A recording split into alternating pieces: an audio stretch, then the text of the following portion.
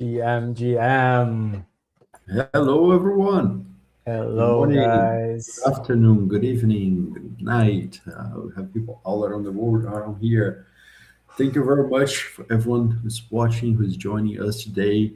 We have a new edition with Artizen and AI Collective, getting the best founders in our community to demo the projects, demo what they're building live, and compete for match funding, get exposition from all the experts in the industry, get exposition with angel investors, VCs, and also a lot of very good networking with fellow builders and experts in the region. We have a lot to cover today, right, Augusto? Yeah, and a great projects, new projects that we had here before that are presenting again, and yeah, I'm How really many really projects excited we have for. for today? We have 6, 9. We have 11 projects for today. Wonderful. So before we jump into it, let me just give an explanation of what is going on. Let me share my screen real quick. This is the demo day we're speaking about. It is open for registration. Okay, people. It's starting this season, February onwards. We're going to have a deposit of $20 for you to secure a pitch slot, but it's reimbursable. Okay, so you don't worry about like paying to join. This is going to be reimbursed if you come and join, because we have all of this work of organizing everything, getting the best judges around there. So we want to have all the projects here pitching with us. So if you want to subscribe for the next ones, we're going to have them repeating monthly in our calendar. You can come here for luma.com/ventureminer, and then you can find this demo days in our calendar. We're going to put all of the links for you to find in the description as well. We're going to pull it up here as a banner. So if you want to check it out now, before we start the presentations, go for this website luma.com/ventureminer, and you'll see all of those events and many others in our calendar. Okay, why should I join? Am I fundraising? Maybe not. I'm not speaking with investors now, or maybe I want to speak with investors. I want to go to market. So that is all of the network effect here, all of the members from the AI Collective, all the chapters. This is a virtual event, so you get a lot of networking opportunities here. And even more, we have an ongoing fund from Venture Miner for vibe coders, for people building with AI, either non-technical founders coding with AI or technical founders that are using AI to accelerate in the process of building your project. So right now we have almost $60,000 all coming from your support, donations from the community, and we invest that in the projects from our community as well. It is not equity investment, okay? It's equity free. Those are grants given by Artisan as match funding for the top 5 projects that are creating. So if you are interested, submit your project here. We have about 50 or 60 projects in curation right now. Yeah, 43 projects in curation and 41 in competition. And there are projects doing $50,000, $40,000, $30,000 in sales, unlocking five, six, seven, $8,000 in matching funding sometimes. For you to be eligible, you do need to come here and pitch. Okay, one of the eligibility criteria is for you to come here and pitch, for you to be part of the community, and for your project to be judged by the amazing judges that we're going to have today. So if you are interested, subscribe to our calendar, submit your project here for Artisan, and be part of this community. I'm looking forward to having you here. Yeah, and like Mateo said, we're gonna have a lot and many events to come, and all of them they give you guys a big screen to be on. So all the pitches, all the live streams, they go straight to our YouTube channel, and people will see it. You guys can use to refer your work, and yeah, it's a great opportunity. Wonderful. So let's get started. Today we Yeah, have a lot of very good specialists that are lending their time to help the project, right? I saw we have people awesome. from MasterCard. I saw we have people from Dell. So I'm excited to see all of the amazing judges that we have for today. Definitely. Yeah, let's there are some judges still coming, so we can introduce the ones that are already here. Okay, so let's bring to the stage Praveen. Thank you for being here. Vibe Hub. Am I spelling speaking it correctly? Yeah, that's correct. Yeah, Awesome, you're awesome. good. Yeah, thank you guys for being here.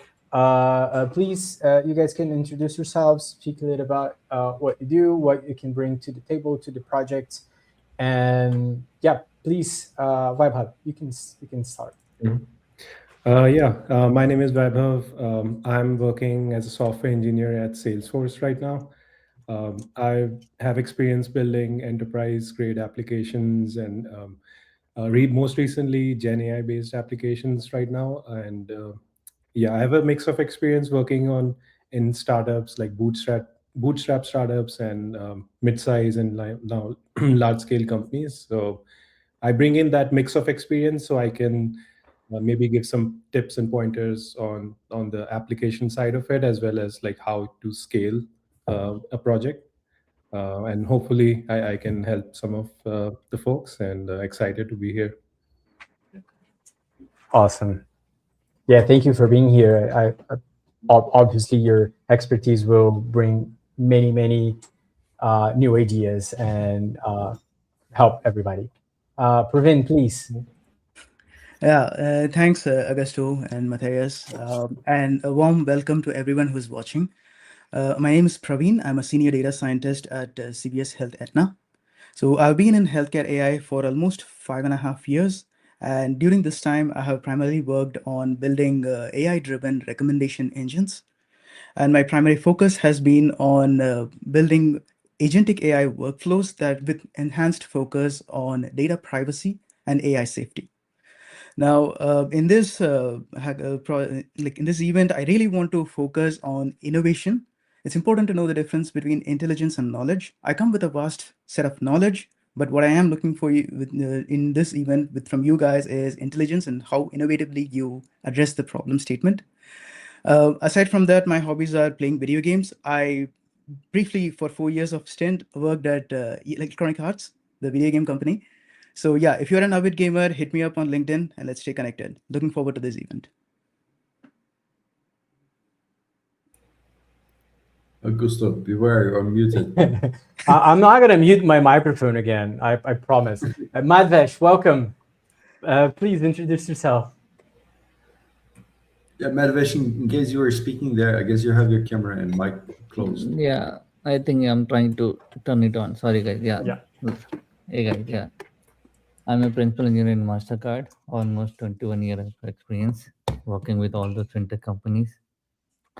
And I love to write about all the AI stuff in my day to day activities. So that's kind of my background on it. No, that's great. Awesome. Thank you all guys for being here. Uh, Do we have more judges joining maybe later? yeah, Augusto, they will join. I just pinged them, but yeah, they should be no here worries. anytime now. Before all of Multitasking. the, Party. yeah, Yeah. let me welcome all the judges. Thank you very much for being here, and I truly acknowledge the value of your time and your expertise. Because to get one-on-one meetings with all of you to get your expertise is very difficult, right? So this is a very good opportunity that we're landing for our community. And now we have a select amount of projects that are going to pitch in this first slot. That I would love to hear your feedback, your suggestions, maybe connections that would be possible for each of those projects for welcoming them for our community. Okay, Awesome. so Yeah, we Augusto, do have one. Yeah, we do have one more judge to wonderful. introduce himself. Yeah, please, Jose Maria, if you could introduce yourself and speak a little bit about yourself. Yeah, absolutely. And great to meet you all. So I'm the program growth lead at Reka. Reka is a post-seed company. We do video search and intelligence models. We're backed by NVIDIA and Snowflake with 170 million in funding, and always happy to help the community and excited for being a judge. I'm originally from Peru, but I've been in the US for 10 years and I live in SF. Awesome. Yeah, thank you for being here. Matheus was just acknowledging all the knowledge that we have here today, and yeah, awesome. Thank you guys for being here. Let's bring our presenters, and we'll talk to you guys in a second. Okay? See you guys soon. Wonderful. August, I'll head to the back office, but anything, I'll be here. And I wanted to do a quick highlight about the time slot for all the presenters, because we have roughly 50 minutes per pitch today because we have 1 hour per slot. So let's try to cap the presentation at 5 minutes, and then we have more 5 minutes of discussion and five wrapping up at the end. If you take too long to present your project, we're going to have less time to hear the feedback of the judges, so less value added for you and for the community, right? So we're going to put some notes, and we're going to warn gentle reminders as you are doing your presentation when we pass 5 minutes, 8 minutes, 10 minutes, so we have enough time for everyone. Okay. Yeah, thank you for that, Mateos. Quick heads up, awesome. So without further ado, let's bring our first presenter of the for me it's evening, afternoon, some folks is in the night. But yeah, thank you, Guillermo. Welcome. Thank you for being here. Please, quick introduction about yourself, about your project, and then you can have the stage. Hello, thank you all for being here and for listening. Thank you for the platform. I'm very glad to be here. I'm trying to share my screen right now, but I'm not sure if it's coming through. There we go. So this is our group of humans. This is me with my two siblings, Eva, Guillermo, and Laura. Eva is a psychologist, a neuroscientist. I'm a physicist by training. My sister Laura is also a physicist by training. We've all become very interested in the idea of personal growth, personal development, and data-driven expert systems that might help us to have a more powerful way of growing as humans. So we've kind of built a tool that can be used as a school of life. And we would say that it's an evaluation and diagnosis expert system with recommendations. So this is our team. If I change screen, it's not adapting to the next tab. Let me share the other tab. It's better if I actually share the entire screen, I believe. Yeah, then you can change tabs whenever you want. Awesome. Here we go. Is that working? Yeah. All right, so our project is called the Unfold Institute. We've seen that there's 1 in 5 people right now, according to some research, are facing mental health challenges. There's a huge market of wellness that is very often unguided. People end up making choices without being guided towards the things that might be more effective for their particular life context, for their personality, and so on. So we're trying to help with that. And we have a lot of our personal growth is not really being measured, or there's no accountability. It's very difficult to know, validate what your efforts are having as an effect on your life. So Unfold is really a series of fields of human development that we've created a pretty comprehensive map. Right now, we've fully developed the first field of these, and it's called self-governance. And the field it contains 4 factors that we're measuring, which are your responsibility with life, your autonomy, how realistic you are, whether you know how to set boundaries. These are the 4 factors. And the 4 factors have 3 different experiential planes. So how do you handle these factors in your internal life, in your personal life with yourself, in your relationships with others, and in your intimacy with your partner? Those are different contexts across which we measure the same 4 factors. And then on top of that, we have 3 different filters or way of looking at life, which is the filter of being, the filter of doing, and the filter of thinking. Each of those are different ways of looking. So with all of that, we create a pretty 3-dimensional picture of how the person is doing. The first field has, for example, 162 questions. So our product right now, our service, is really an assessment that you answer You spend some time answering questions, and then you receive a report that roughly is about 30 pages right now. So we assess, we create a report, then the person takes the report with the recommendations and they develop themselves through different exercises, perhaps therapy, workshops, journal prompts, books that we might recommend that are specifically matching the person's issues or the parts where they can grow the most, so the areas that are being blockages to their creativity. They might be blocking their joy, they might be blocking producing anxiety, whatever. And then after 3 months, we do another reassessment. So the reassessment tells you how much you've changed in the middle, in the meantime, and it also tells you how effective those things that you've done has been. And as you do this over the course of a year, for example, you might do 3 assessments or 4, and then you might move to the next field, which in this case would be embodiment, which is your relationship with your body. We have 8 fields in total. So somebody might spend anywhere between 6 years or 8 years actually improving their way of dealing with the challenges of life, which is getting more and more stressful. So we have data coming in, which is the assessment responses from the client or the user.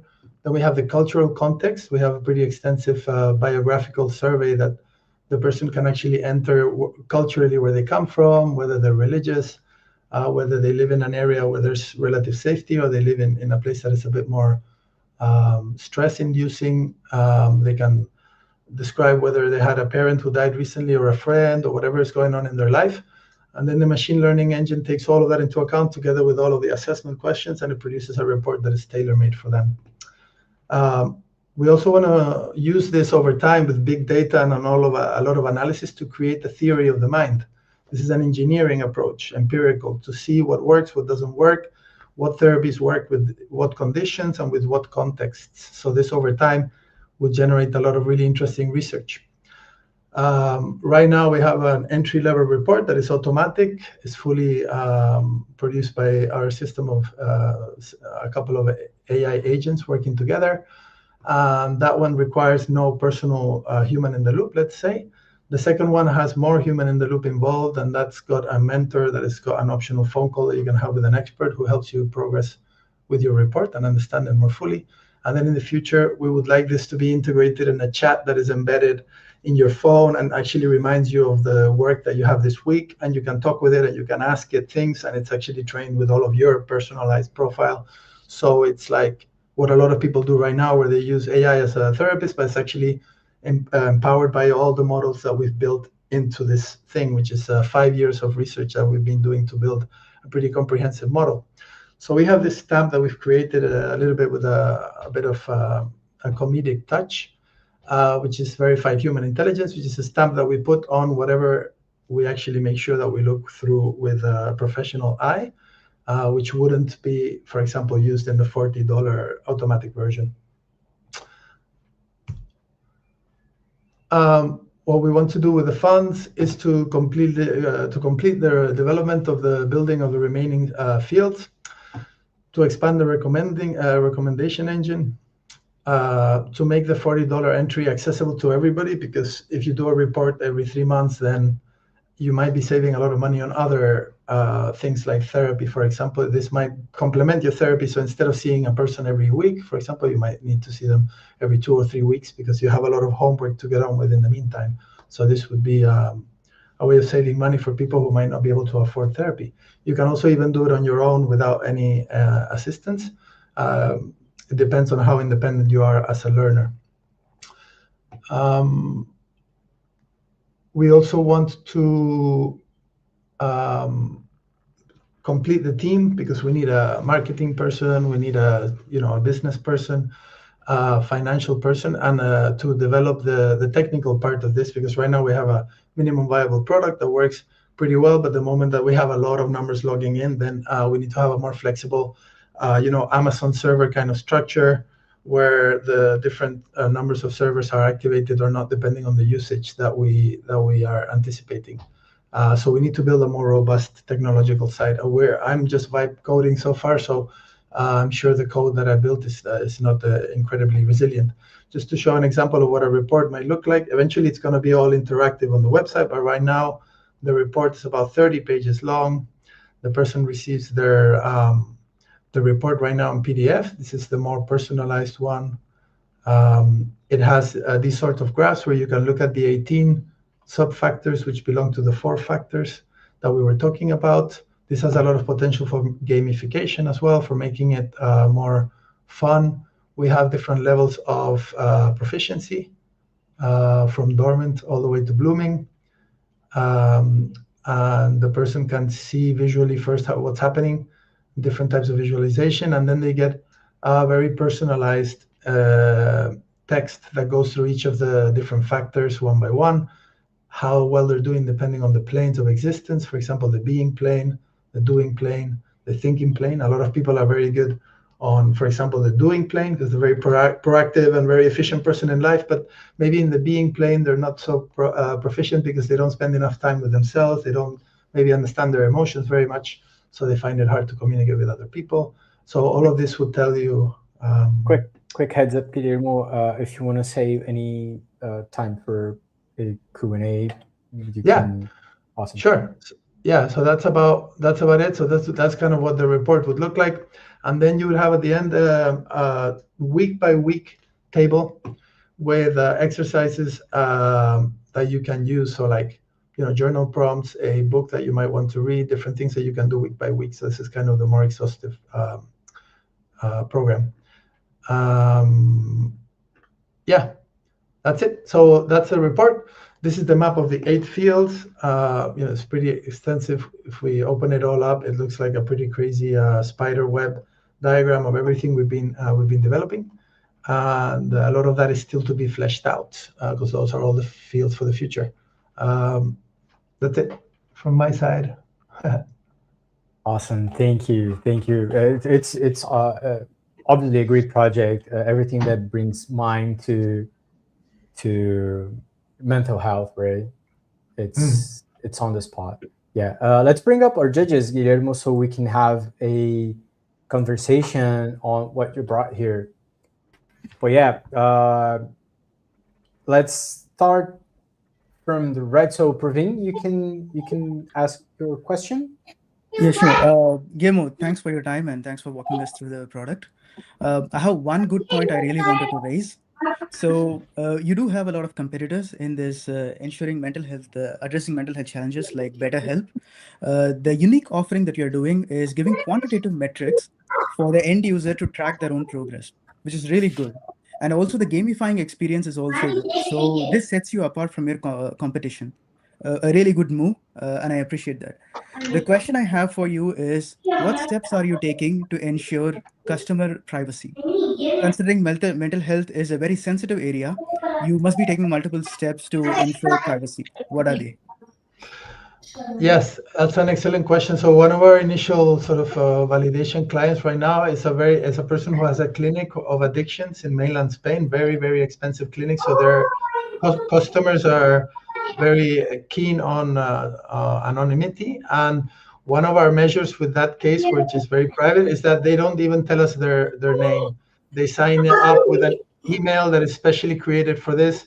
They use a pseudonym, and we send the results to the clinic with absolutely no. Sorry, there's some noise in the background. Without any risk of their data being breached. But that's an extreme case of people who really want to make sure. In that case, there's no risk. In the case of everything else, data protection is one of our huge priorities, and that's what some of the funding would be going through, is to make sure that this is blinded and very well protected. But right now we're still like validating very early stages, and we don't have any like paying clients yet. So that's very much a priority that we're gonna develop, but it's not implemented yet, I would say.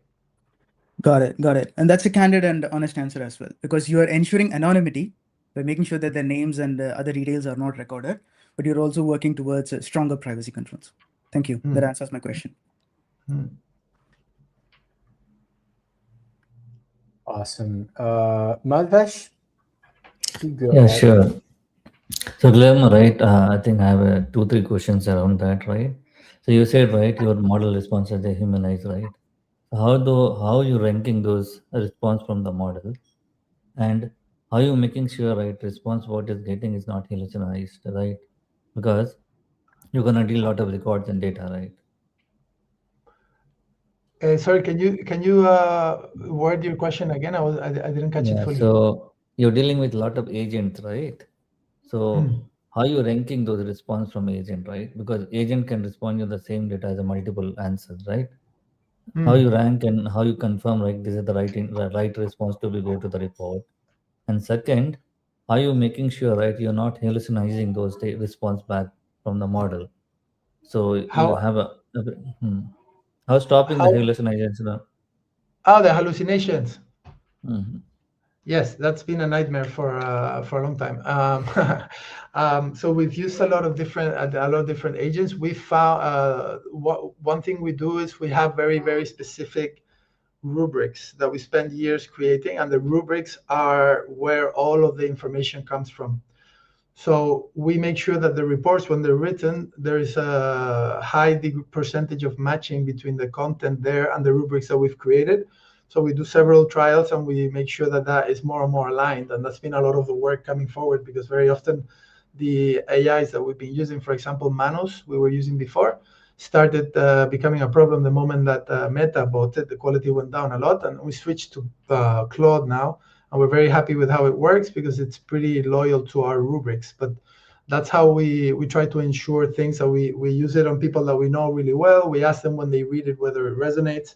We make sure that it's all coming from our rubrics, and then we check with the person whether this resonates with them or not. And we have friends that are very critical that have given us very good feedback so far, but there's obviously always a risk.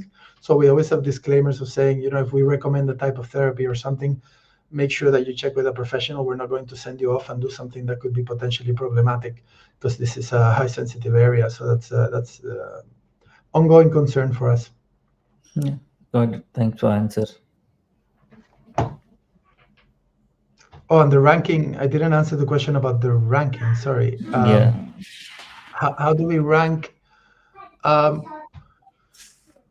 I guess we don't have a comparative process right now, because we are only using Claude. We would love to get to the point where we can actually use several agents and see which ones are giving us more precise answers. But right now we're trying to get to where Claude works really, really well. And once we have that working, then we can start testing it with others. But we haven't arrived there yet. And I really like your idea of ranking them. So thank you for that. Mhm.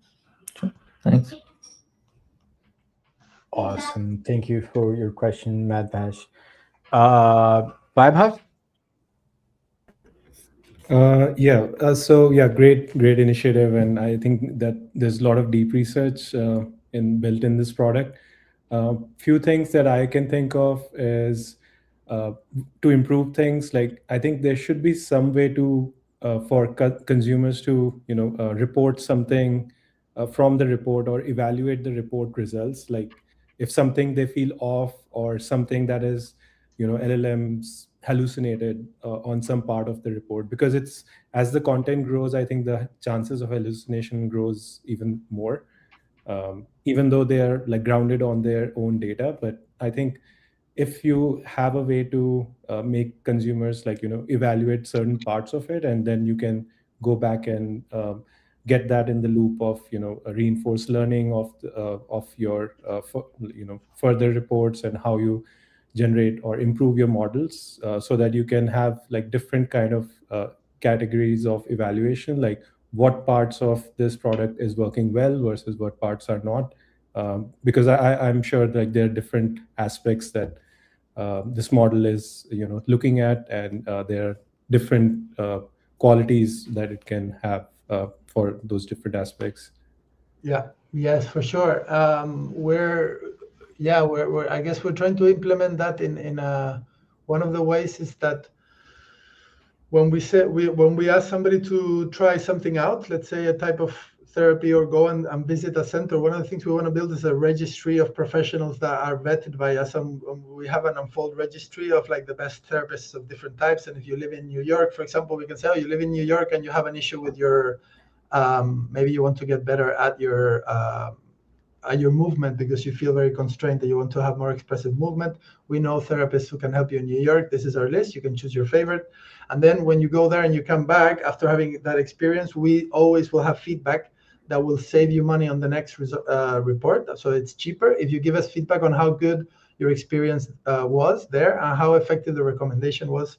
And the same thing when they finish the report. If they fill in a form, they also can flag questions that are very unclear, or the feedback is going to be our main food. So 20 years or 5 years down the line, we have very, very high quality data that we want to organize. But all of that needs programming seamlessly, and that's going to be a challenge, but a very exciting one. Right. Yeah, I think as long as you have a way to get that data, I think you can keep improving that. Yeah, for sure. We need to build that. Thank you. Awesome question as well. Jose Maria? Yeah, I was gonna add, actually related to your last point, Guillermo. So, I don't know if you have heard about context graphs. That's a technology we have been looking for internally, and because especially whenever you have qualitative data in terms of feedback, usually what is usually challenging is like this feedback is not standardized and it's not structured, right? So how are you gonna organize it and then like in a way that eventually you can derive some conclusions from that? So I'm curious if you have explored using knowledge graphs for saving this information or any other technology that would allow you to eventually like leverage this feedback, right? Like you mentioned, right? The most important thing of consumer facing technology is all of the feedback that you can get at scale. And I'm curious how you're setting your infrastructure for that in the future.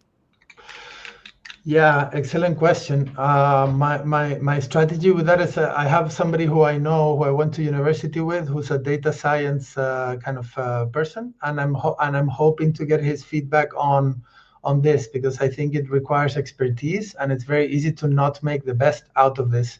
So we're waiting to first have the product kind of solid enough to then start getting some of this feedback, and then I need to talk with this person or with somebody else who might be able to help to address this, because I'm sure there's ways that we haven't even thought of yet that are going to save us a ton of time. So yeah, thank you for that. Knowledge graphs and context graphs written down, and I'm going to look them up. Thank you. Of course. Awesome. We do have time for one more question if you guys want to do a follow-up, or if anything came up, we do have time for a follow-up. So, Guillermo, right, how you are structuring your data in a system, right? Because now you have suppose 5 agents. Tomorrow you're expanding more memory of agents' memory, right? So how you can expand those memory without impacting your current structure? Yeah, that's a huge question. The amount of data we need to store is really big. Right now, this is vibe coded with Bolt. My technical knowledge is very limited, so I am aware that we're gonna have to at some point raise enough money to have a solid team build something that's really robust, including databases that are very carefully structured. It's a challenge because every time we create a new field of assessment, sometimes the structure of the field changes and the database changes. And we need to make sure that there is a sort of a universal way of updating and changing that, so that all the changes are tracked and kept really clean. And so I don't have the expertise for that, and I'm gonna need a lot of help. So there's all kinds of challenges. Sometimes we change. Sometimes somebody does an assessment, and 3 months from now they do another assessment, and the second assessment they do is now different to the one they did at the beginning because it's improved. And how do you then use the data from the second one and parse it against the first one? And that's just going to be an ongoing data nightmare. So I'm going to need like a data genius at some point to come into the team, which I would welcome into the team with open arms for sure. Yeah. Hey guys, I just wanted to ask a quick question for Guillermo. I was looking at your project on Artizen. You managed to set it up all, and are you selling the artifacts already? Did you set it up? Yeah, the artifacts are there already, and the rewards that we have right now, we have 2 rewards. One of them is your assessment. So basically, the $50 reward, you can then get an access, so you can go into the website, do the assessment, and get the report. So you get to experience the product. And the other reward is a PDF with Jungian archetypes, explaining different archetypes, and you can read it and use it whenever you want to process certain things, connecting with the inner child or the inner sage or the inner mother, or all the different archetypes in our psychology that are usually sleeping, and you can tap into them at any time. No, that's great. I'm asking because most of the projects that come to pitch, they discover Artizen as they are pitching or as they apply.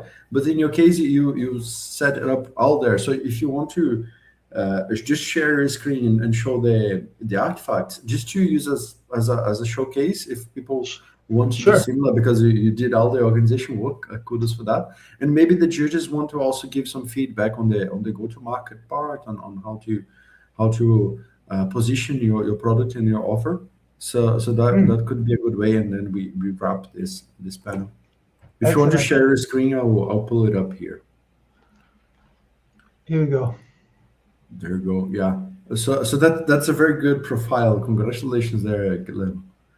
Thank you. Yeah, so Artisan is really powerful. I really recommend it. The community in here is really supportive. It's a great way to get feedback, to motivate you to explain your ideas better. We have this artifact that is a digital image, which is what people are buying when they contribute to the project. That is just a way of making the whole thing legitimate, I believe. And then the rewards are these two that we have right now. This one is the PDF that I was talking about. So when somebody spends this much on artifacts, they get this by email that they can read, and the other one is access to the website where they can go and experience the product themselves. And then these are the funds that we've applied to. We've been curated for one of the funds, and the other ones we're still applying for those. One of them is this one what I'm doing right now. And the one you right now. Amazing. And this one at the top here is, so once they approve you for a fund, what that means is that every time you raise $1 from your supporters, then that fund will match that dollar to the limit of the capacity of that fund. So that the more funds that you're approved, the more multiples of effect of all that your fundraising has. So it's really advantageous to be on as many funds as possible. It's a very clever system that he's built where you can really benefit from all of the effort that you put in. So that produces engagement, it produces excitement.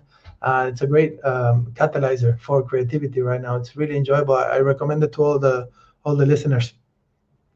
That's great. Yeah, and this possibility of applying for many funds, it's really interesting, really clever that you thought it out, because a lot of people come apply for the venture-minded fund, but it's good to know for all the audience that you can apply to multiple funds as well. So in those last 3 minutes, any judges would like to comment on the go-to-market strategy here? It's not much about product, but this kind of like getting early clients, sales, and fundraising. Any recommendations for Guillermo? Yeah, on my side, what I would recommend, and again, very very nice product, is a lot of companies that are in this space often want to go directly to consumers.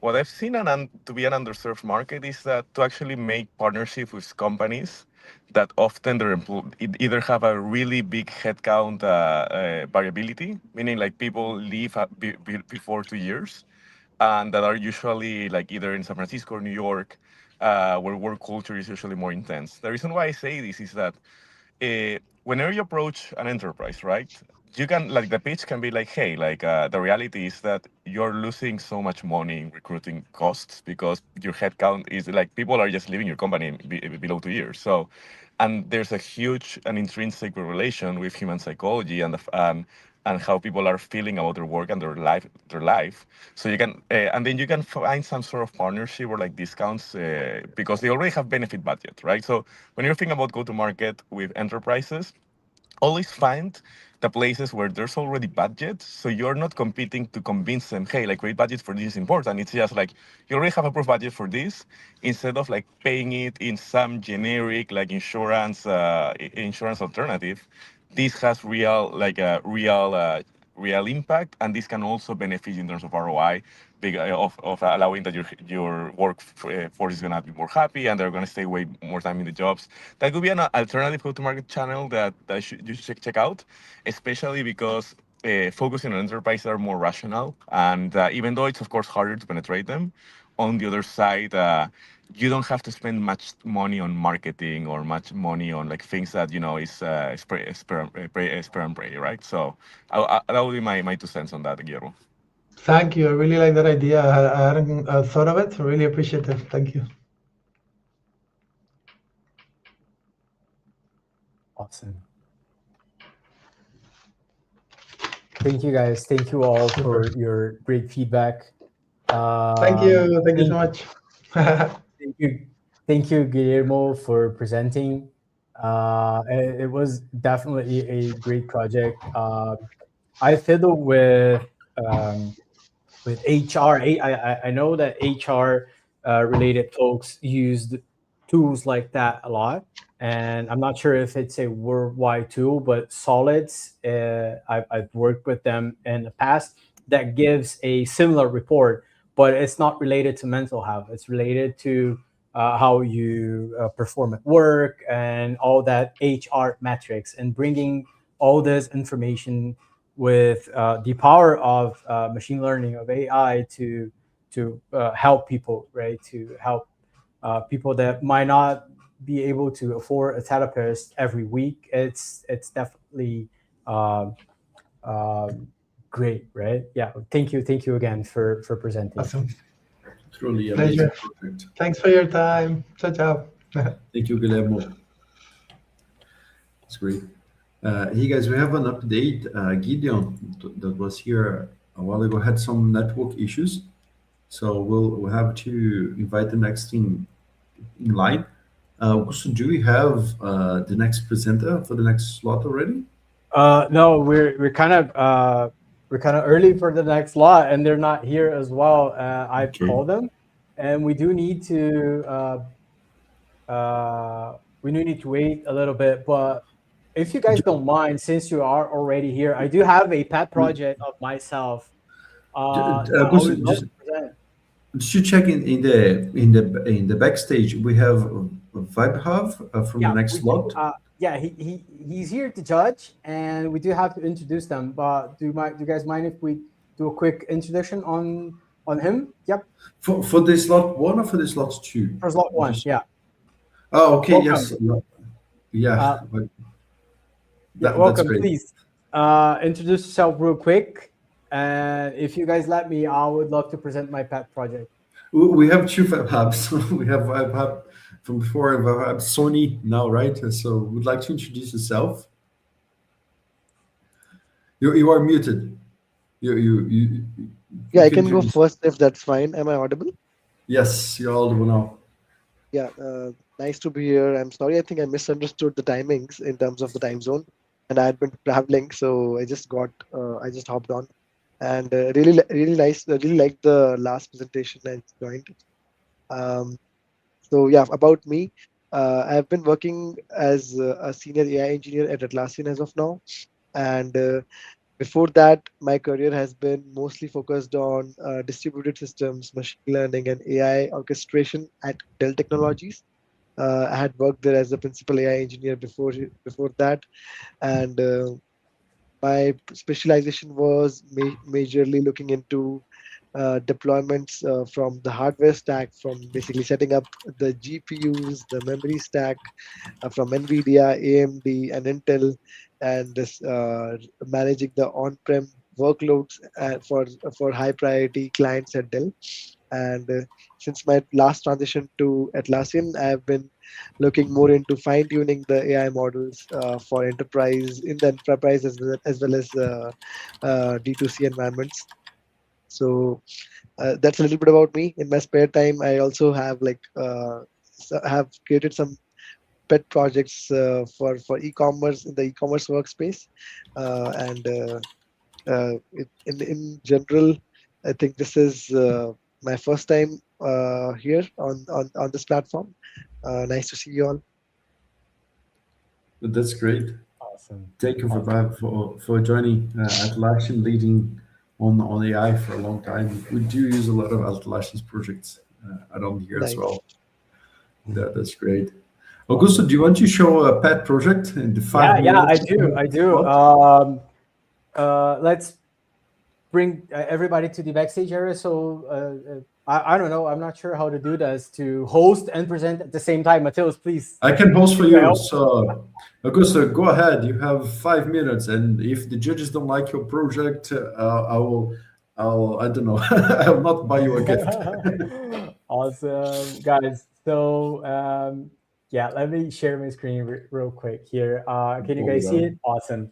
Yeah. Um, Let me handle the Then backstage. You awesome. can Thank you, focus on Mateo. presenting. Uh, Guys, the thing is, before I joined Venture Minor, I finished my master's degree, and I am a agronomy major, and my master's degree is in crop protection. Not sure how you guys know about this, but basically, I work with pest how can I say venoms that kill pest in crops. Okay, and one major issue that I had before joining my master's uh, program was to find where to study. So I'm from Brazil, and most of the postgraduate programs they happen on public universities. We have a great, incredible public university system here in Brazil, and all the science created here is comes from a public university. And the thing is, if you don't have a public university close to your home, your hometown, you kind of get lost on where to find it because they are uh, governmental websites and they do not care that much about UI. So you cannot find where the program is. You cannot find how to sometimes how to enlist. So if you're not from that specific university and if you're not living that environment, you do not know how to submit your master's application to that specific place. Thinking about that, I vibe coded like most people that present here a post grad marketplace. You guys might not understand this is in Portuguese. If you need any help understanding, I can do that later. So what we have here is a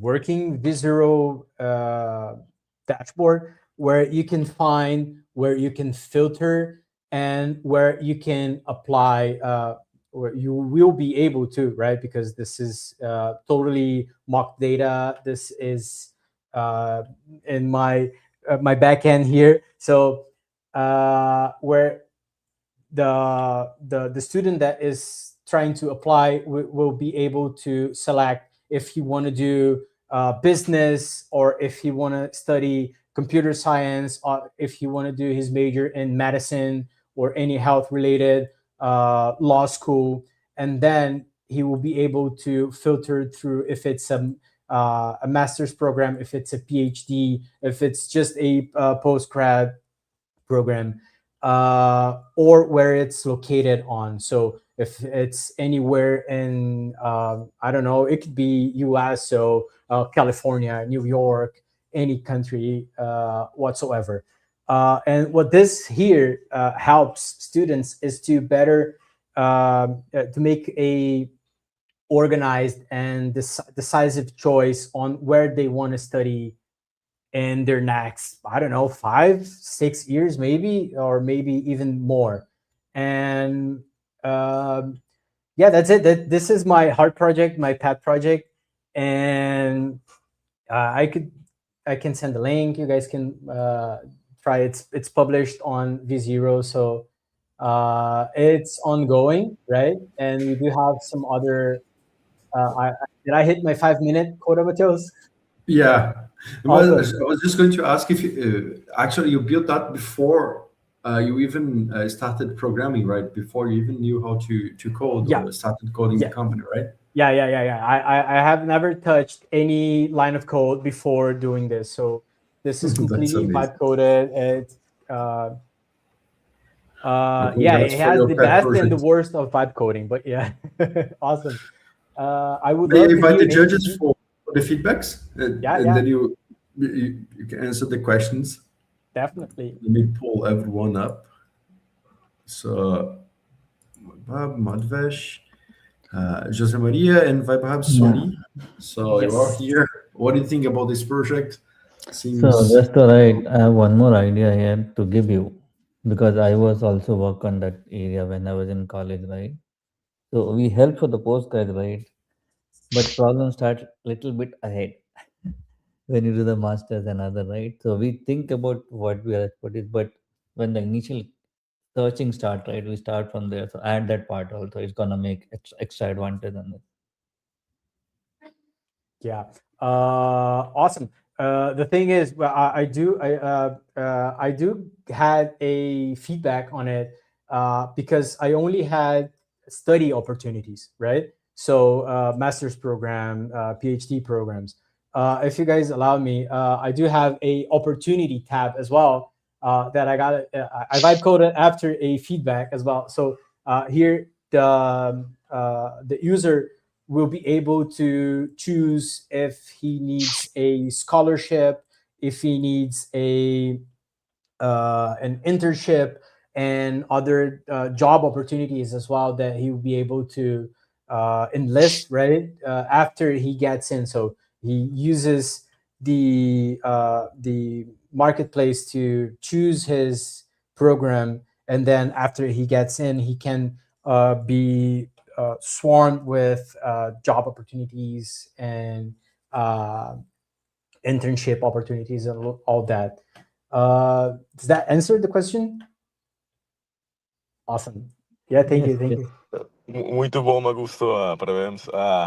So my feel, I would say, like as you know, like I did product, right? Whenever you think about a platform, and especially for the problem you're trying to solve, try to focus first on the wedge. And the wedge, the best way to find a wedge is to understand what is the real pain point, in which if someone would manually want to do this, either they literally can't or it's extremely hard. So what you mentioned at the beginning of the pitch, which was there's a lot of master's programs and doctorate programs that are only like that are not known because they are not on websites, so they're only on PDFs. That's so true. I think like that's key because like I know this personally because I was looking. I want to eventually do my PhD in Japan because I just like Japan.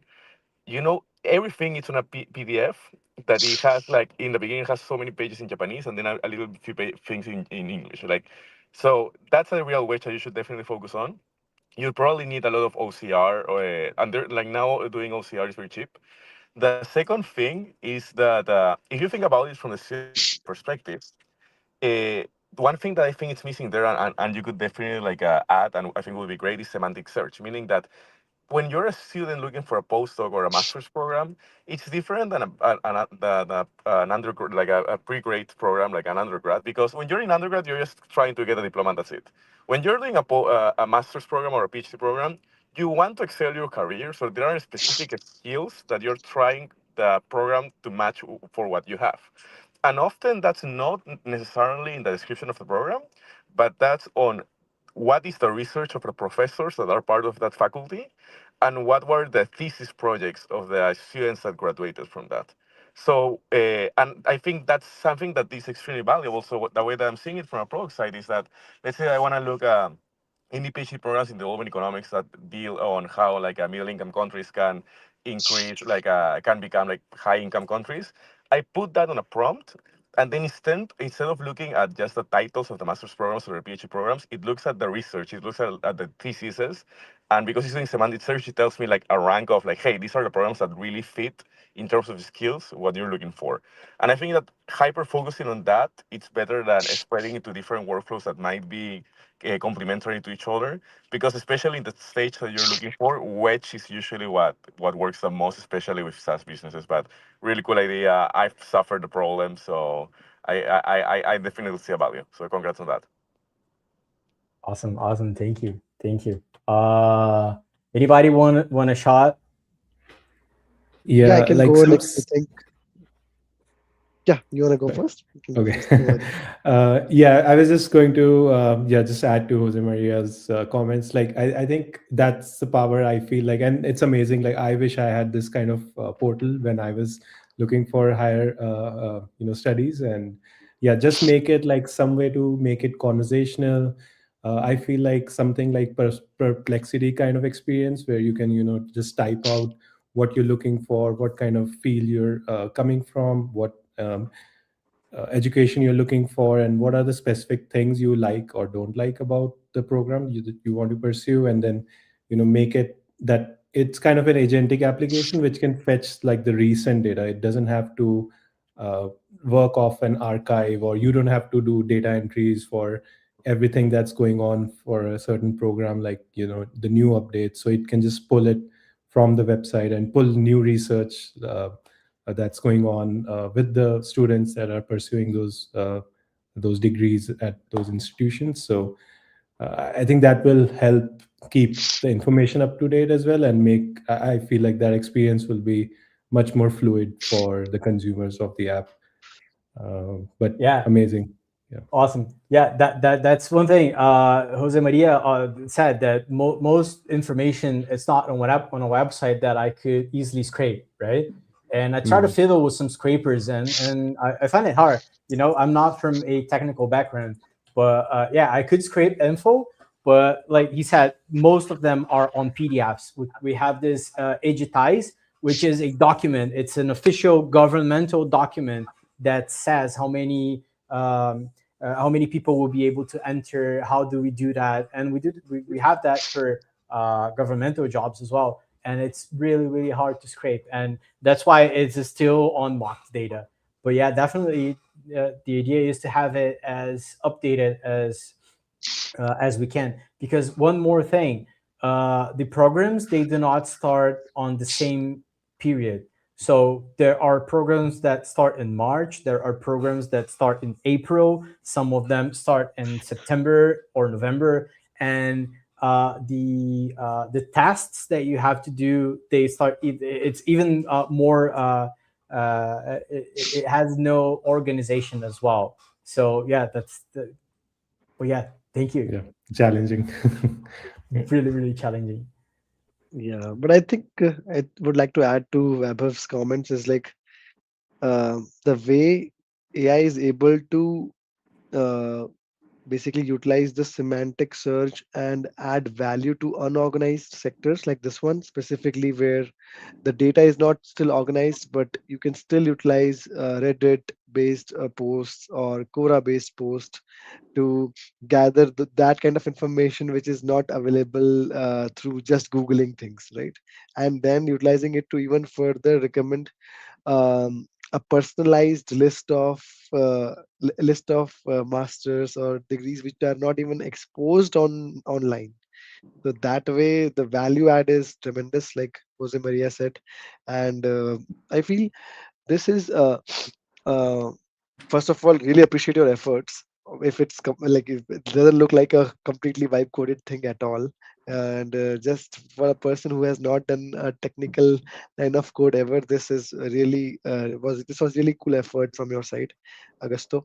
So that's really good. But as this is very close to, I feel, where you can make things real, and it has a lot more potential than I had initially imagined. But when Jose Maria mentioned about his own pain point, we could find a person in the same room who has gone through this issue.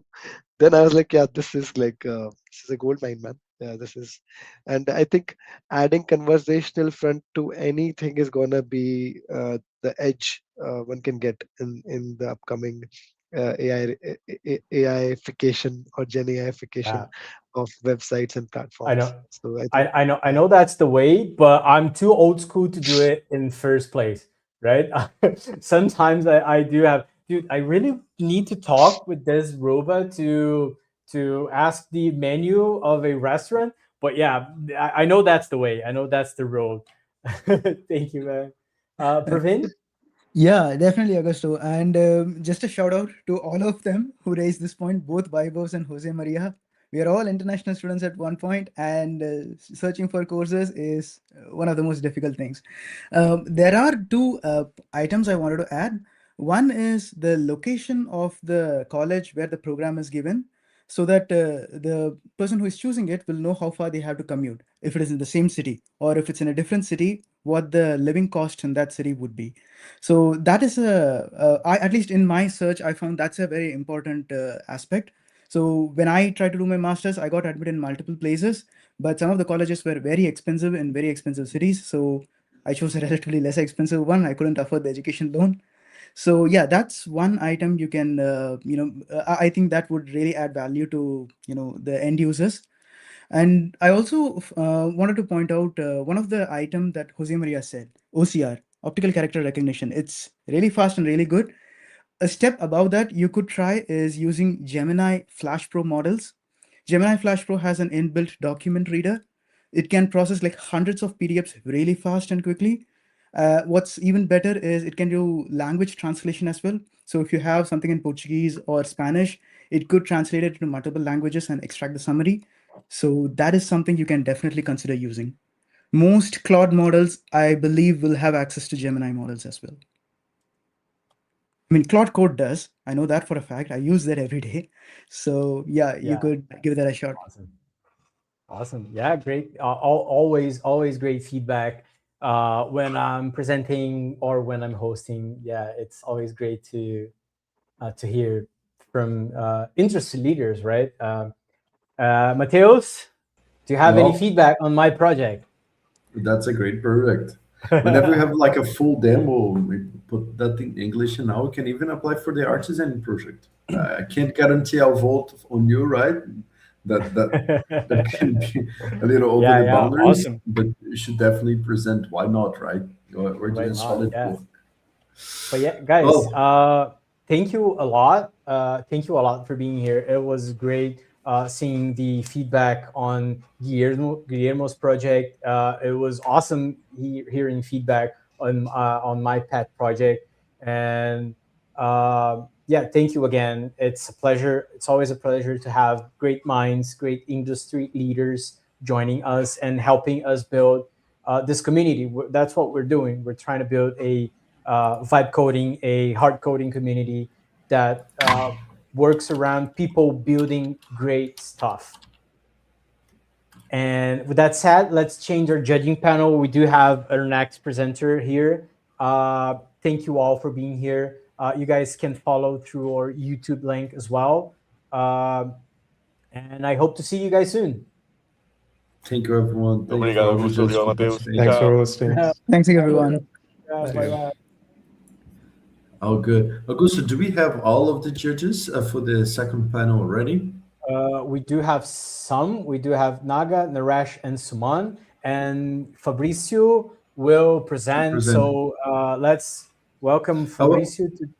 I Go was ahead. just thinking maybe we should also invite Vaibhav Soni, since he did not have the possibility to judge in Oh the yeah. last panel.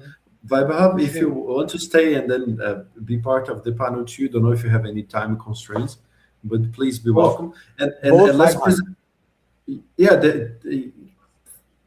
Vaibhav Soni did not participate in the first panel, so this is why I'm thinking of inviting him on the second, right? Okay, definitely. But yeah, and let's present the panel, judging panel, and then we invite Fabricio. That's good? Yes. Let's present the judging panel. Let's bring everybody up. So we have Naga, we have Naresh, we have Suman, we have Ashika, and Vaibhav. Yeah. Awesome. Welcome, guys. Welcome. Thank you all for being here. It's always a great pleasure to meet every one of you in person, right? We always exchange emails. So please, just a quick intro about yourselves or what you do and what you can bring to the presenters. You can start, Naga, please. Can you hear me? Am I clear? Yes, we can hear you. Okay. Yeah, I'm currently working as a senior platform engineer in one of the finance company called Hitser. Previously, I used to work for Fidelity and AQI Capital Management. My experience comes in building cloud platforms for trading platforms and all of that. Awesome. Thank you and welcome. Naresh? Yes. Am I clear? Am I loud enough? Yeah, you're live. We just don't have your video. Okay, sure. Now we do. Okay. Yeah. Hello, everybody. I'm Naresh, and I'm working for Visa as a data engineer. And with over 15 years of experience with building large-scale near real-time models And mostly my work has been focused on detecting and identifying frauds with financial transactions so far. So over the years, I have like designed and optimized high volume data pipelines, and that basically balance accuracy, scalability, and strict latency requirements. So yeah, and what excites me most today is how AI is transforming this particular space, from advanced anomaly detection to embedding predictive models. So yeah, I'm definitely looking forward to seeing the innovations presented today, and learning how each team is applying AI to solve the meaningful problems. So yeah, thank you. Awesome. Thank you for being here. Um, Pipe Hop, a quick intro since you already did yours. Y- Yeah, sure. I think I have spent around 7 8 years in Dell Technologies before working at Atlassian. I work as a senior AI engineer at Atlassian currently, and most of my experience has been from the GPU to the hardware layer to the deployment layer, from Kubernetes layers and up. Um, Currently, my domain is making sure that we have proper fine-tuned models for Atlassian enterprise product like Rovo Dev, and specifically it's around model customization and generative AI workload management and orchestration. And I'm excited to see what all projects we have. Thanks. Awesome. Yeah. Thank you. Aishwarya?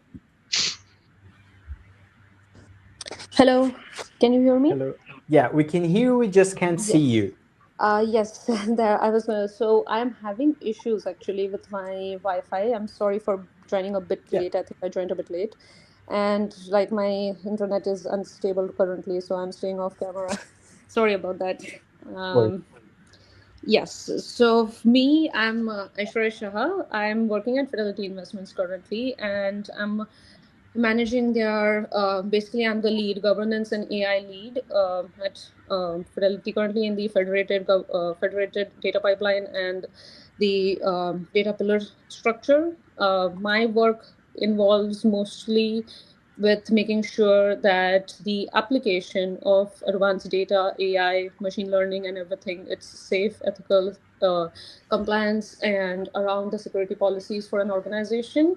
I have around 11 years of total experience spanning across industries with marketing, education, finance, and like core technical organizations as well. So I'm looking forward to the projects and mostly seeing how they are being deployed or how the application structure is, along with making sure that they are technically compliant and also if they are abiding with the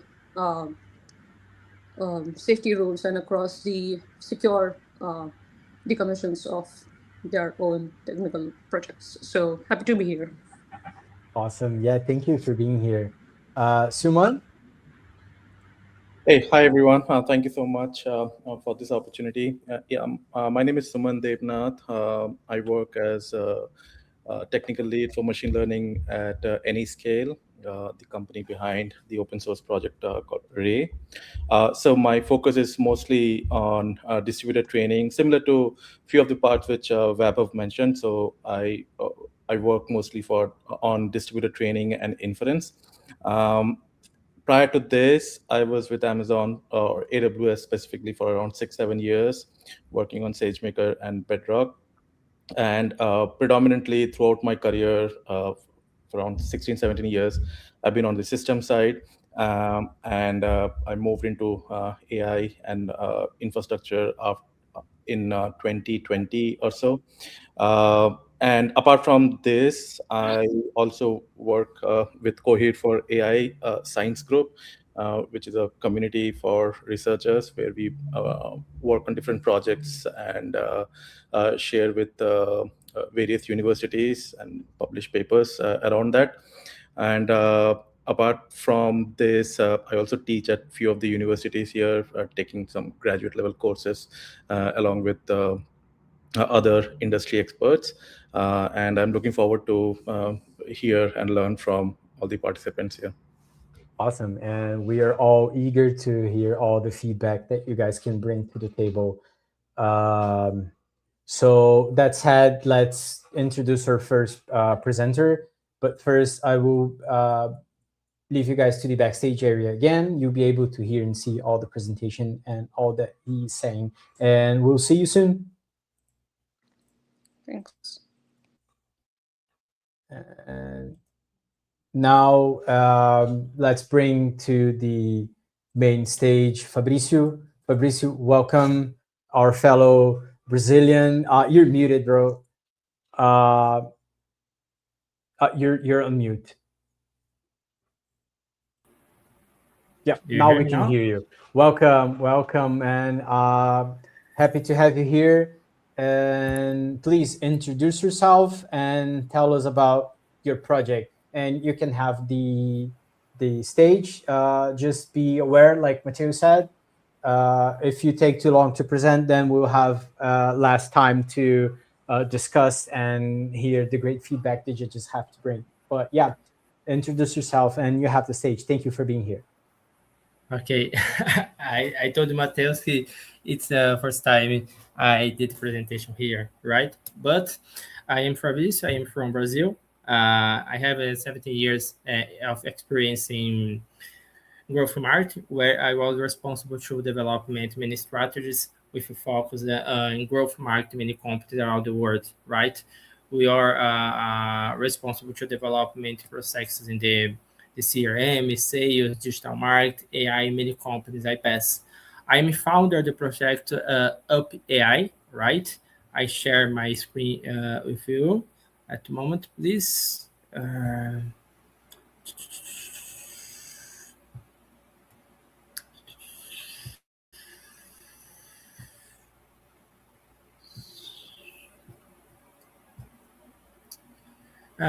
I believe that you can see my screen, right?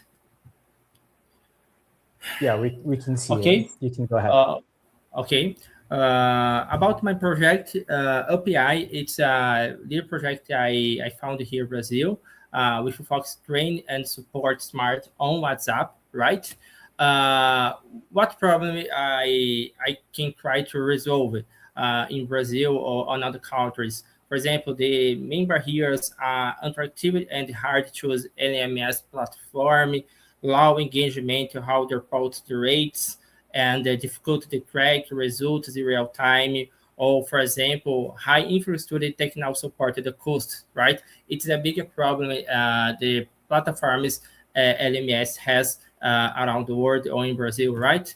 What is this API? API, I consider AI an intelligent WhatsApp-based learning platform combining three things.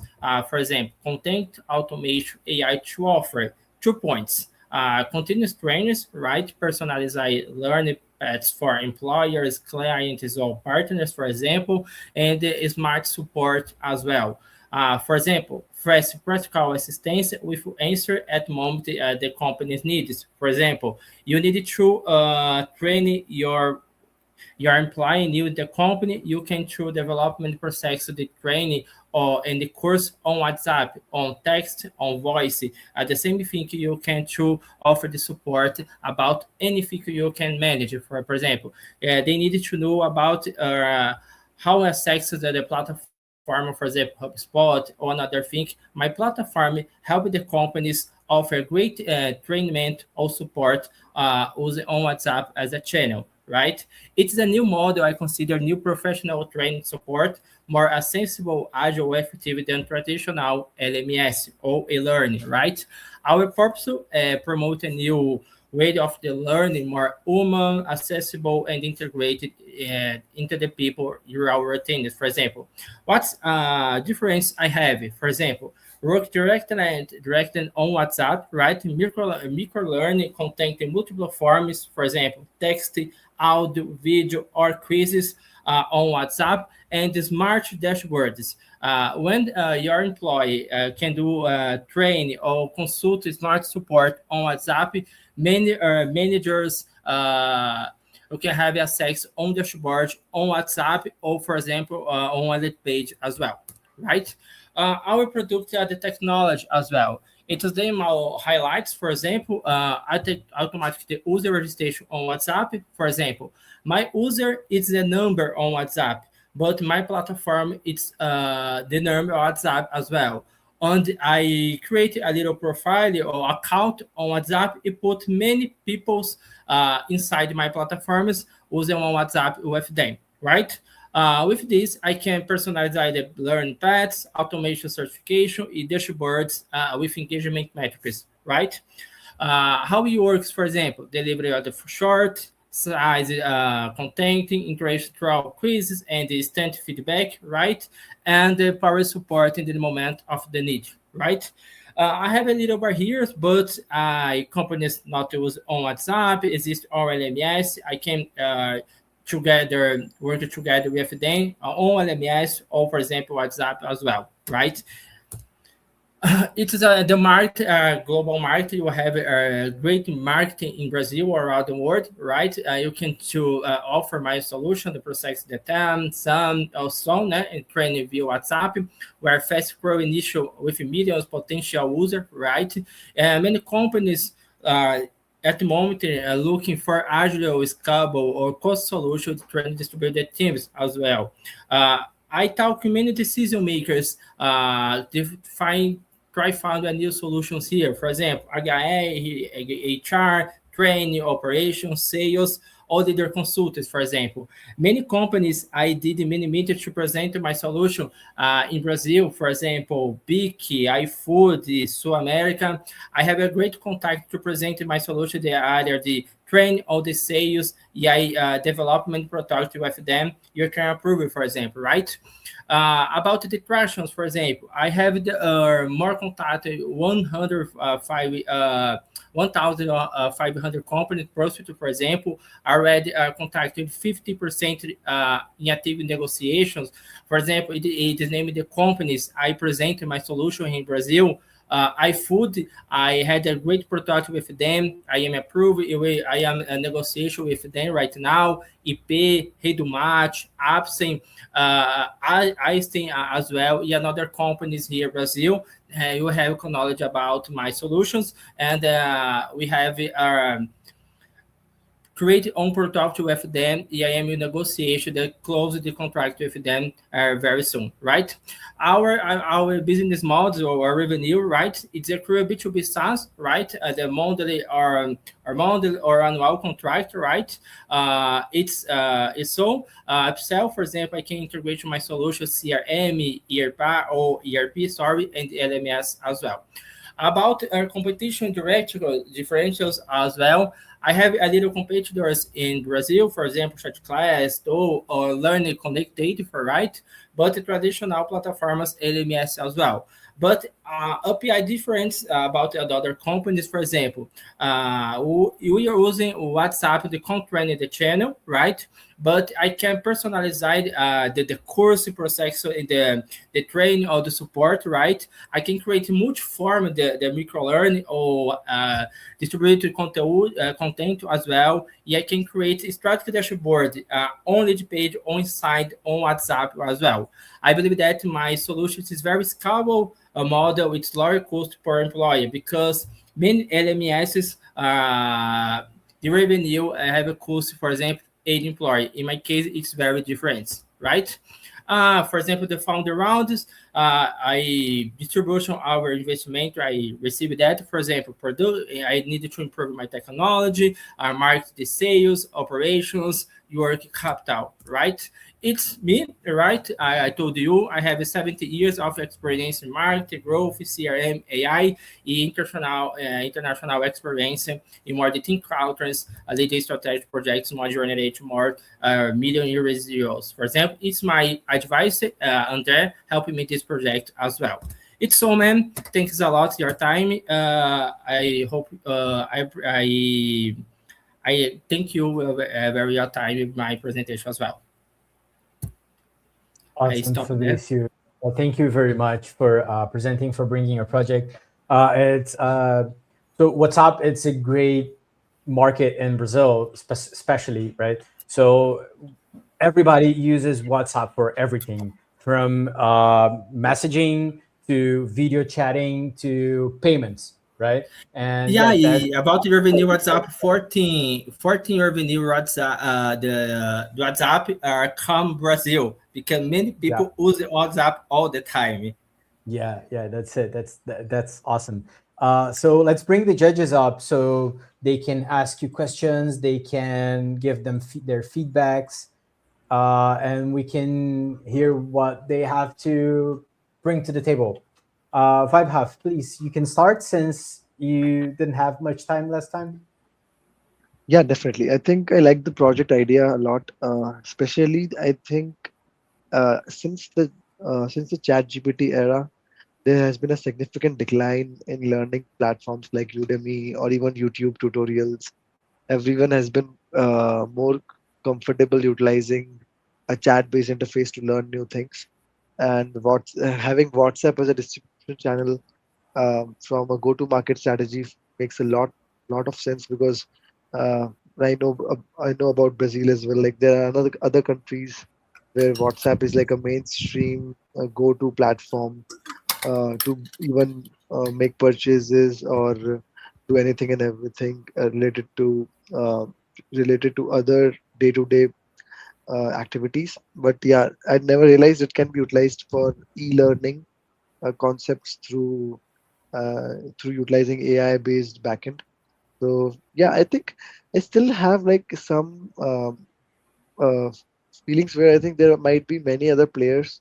I've heard Google's Notebook LM has been doing really well there, where in the education industry, even other chatbots have a study mode or learning mode.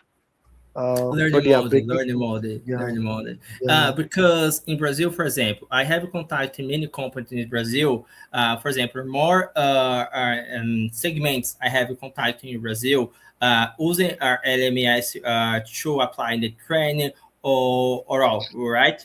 Many companies I have a little problem because LMS don't engagement here in Brazil, right? Many people out, for example, present the solution, visit the clients as well. The company needs to train the employees out in the company, right? To visit the chair, the another companies, visit the clients as well. But the bigger problem you have is because many employees work out of the company, out of the office, for example, don't have a good access on LMS, for example, or don't like to do the course on LMS, right? For example, I believe that Mateus e Augusto, the company, the big Fini and CVC, IP, the companies, great companies here in Brazil, right?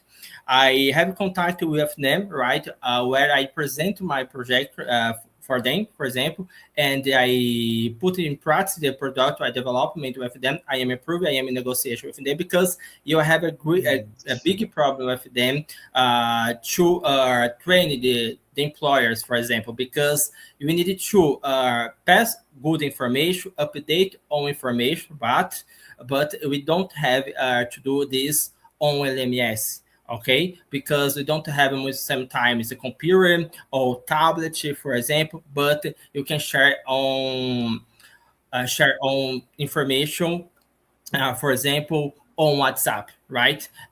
For Makes voice sense. message or text message.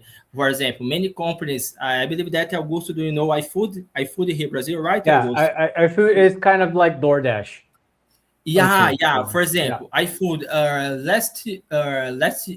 last year, I wrote the product iFood because you have a big problem over there. For example, iFood you have many delivery men, right? But iFood don't get to send all information with them, right? The pharmacy. I create one project. iFood sent to me, for example, a little PDF on the I believe that 120 pages, for example, and their video, the links video YouTube. I created the process of the course on WhatsApp, where the main delivers you can access all information on text, on the voice message as well. though The process in an is enterprise scenario, I think that's what you're, I think, sharing that the enterprise scenario or the enterprise use case. has tremendous impact in general for Brazil specific market. So I think that makes a lot of sense, given other tools out there are mostly targeted towards general learning and for specifically people who know what they want to learn. Instead, yours is towards trainings, formal curriculums through employer and employee relations in enterprise environment, right? So this makes more sense now. Yeah, thanks, Awesome. Fabricio. Thank you You're for your welcome. question. Thank you for your answer, Fabricio. We can move on. So Suman. Yeah, so thank you so much, Fabrico. Fantastic project. I've seen few of these WhatsApp Business API as a platform in few of the voices last year. I just have two questions. If you would like to share your thoughts around that. One is on how much of these personalized curriculum is automated via some recommendation engine or AI versus the manual curation. And the second is how we are handling the content authoring or the authorship. Do these companies bring their own training material, or we kind of help them to generate using AI?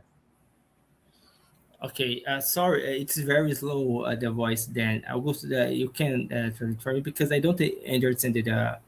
Someone told it, right? It's very slow. Sorry, Do I you can't want me hear to them. translate, Fabricio? No, translate. But I don't hear them. I don't hear them. Okay, I It's can very repeat quickly. yeah, Is it please. better now? Okay. Yeah. So I just have a couple of questions. One is in terms of personalization of a curriculum, how much of this is automated using AI or any algorithm versus manual curation?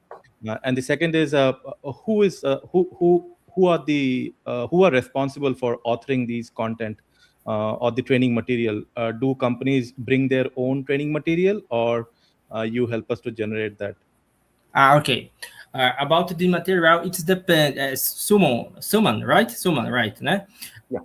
About the content, it's depend. For example, I enfrent two phases here. For example, many times companies send to me the content with them, right? And I create the process, the content on WhatsApp. I did it. I do the conversion with them. For example, the case of iFood, the CVC, pay the company I told you.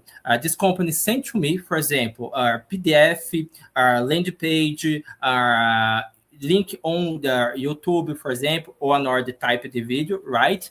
Or direct the video, right? I did conversion this material inside my platform together my the team, okay? It created the process to convert on the text on out. Sometimes the company needs, I can create the content as well. But many companies more time send to me the content with them because I put on my platform. I do conversion, for example, on WhatsApp. Okay. About the another questions about the headline, for example, I say my project. It's depend the time the negotiation, right?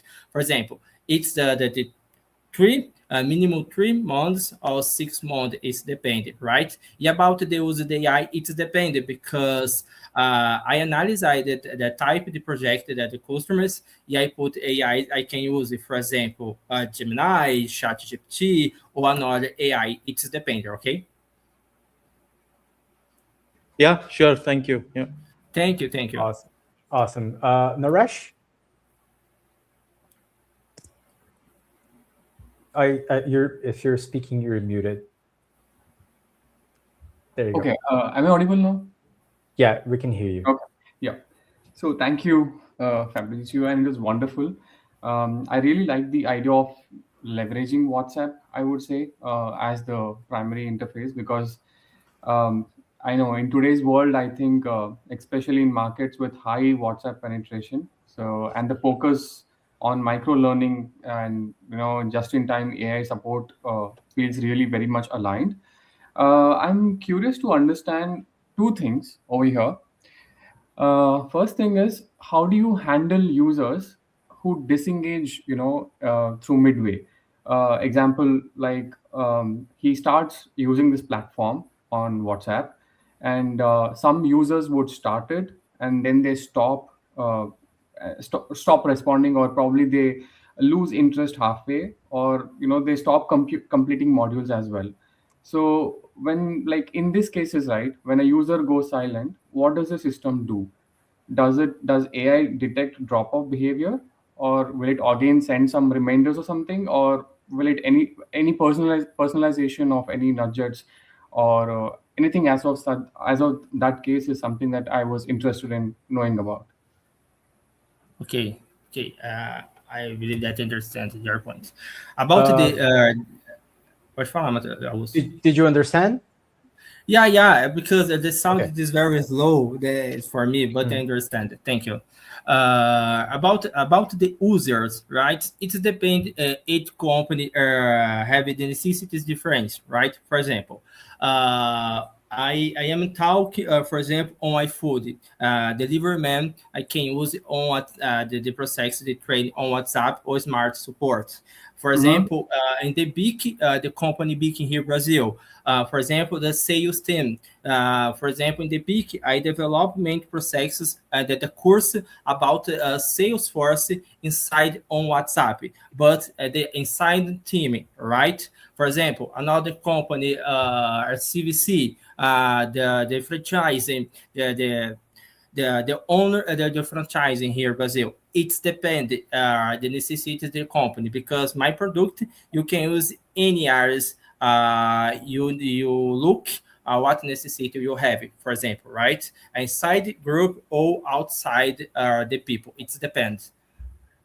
Okay, thanks for that. But one more thing is, like, in case I was wondering, like, if WhatsApp policies change tomorrow, okay, um, how resilient would the current platform architecture be in case if the WhatsApp policies change tomorrow? You Se as refer políticas do WhatsApp mudarem amanhã, quão resiliente é a tua plataforma? Overall, my platform is very resilient because sometimes I compare the processes that on WhatsApp all the time, right? WhatsApp change, I try to follow them, right? It's not a problem for me because this moment I created this project, the WhatsApp changed many times, many times, right? It's not a problem for me because I needed to adapt my project, the change on WhatsApp. But it's another problem for me because the system I development, it's inside the, for example, politics on WhatsApp necessity right now. It's don't have a problem for me, right? I believe that a great point I needed to comment for us. For example, Fabrício, just one quick heads up. So we're almost at the end of the time. We do have another presentation later. So let's try to have the last judges to ask quick questions so we can accommodate everybody. Okay? Okay. So thank you, Naresh, for your question. Naga, please, and Ashwarya, if you have quick questions, that would be great. So Naga, you can go first. A great presentation, Fabricio. Having WhatsApp as the platform to training is like really beautiful. One quick question is: a lot of companies have some training material which might be like important for them, but they want to make sure it's not went outside of their company and all of that. Do you have any framework to make sure whatever the content that is shared in the platform for for their users, it's not being shared to any other external people? Pegou? Ok. Mais ou menos. Tá Ele muito quer alto. saber, como é que tu garante que a informação da empresa não vai vazar para outras empresas. Se tiver alguma Okay. sigilosa It's ou a alguma great coisa assim. it's great point. In Brazil, you have the system, the LGPD, okay, they allow the protection of the data, right? I development the system conform LGPD in Brazil, where I where many people's I create a little profile inside my platform. Only the numbers I put in my platform, I have access to the customers, the course or content. For Oh, okay. example, Augusto, you continue work, for example, CVC company, right? I can address your number in my platform, but Augusto out the company tomorrow, okay? I put out the number Augusto my platform. We don't have access and the content. It's a very system protect the own information and another fix development. Another Oh, point, nice. very important to know, my platform adapted the language, for example. You can use, for example, the course in Portuguese, but you talk my platform in English. My platform ensure the language you say right now, because I am started to talk to the companies in other countries as well. Okay.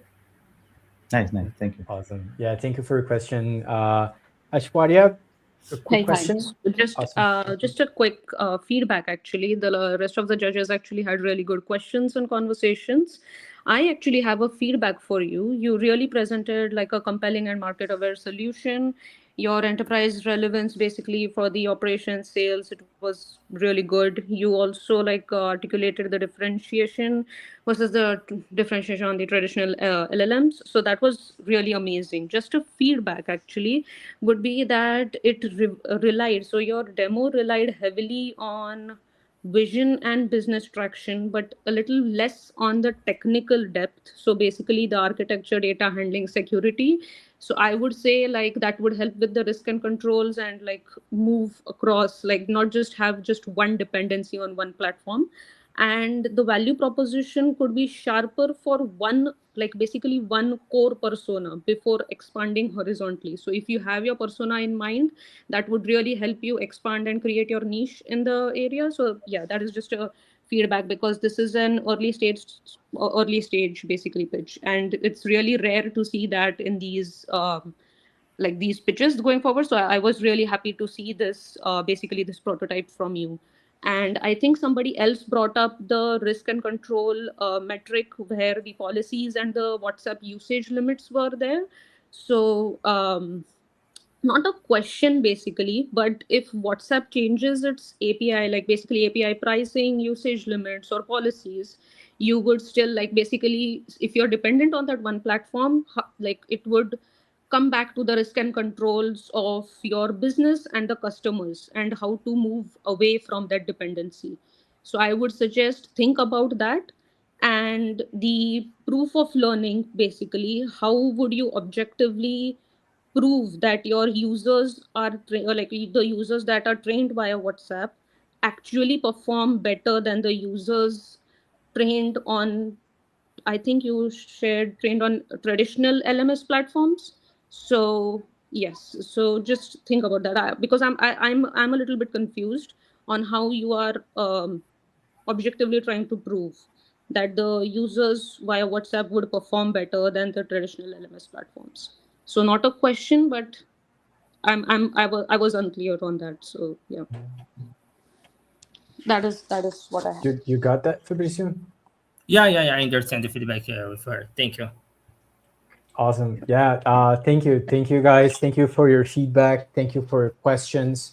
Thank you again, Fabricio, for your presentation. Thank you. Great project. Don't forget to submit it to Artizen, and there you can put all the information that you need so people can see your project unfold on air. I already put it over there Awesome. before Yeah. our conversation.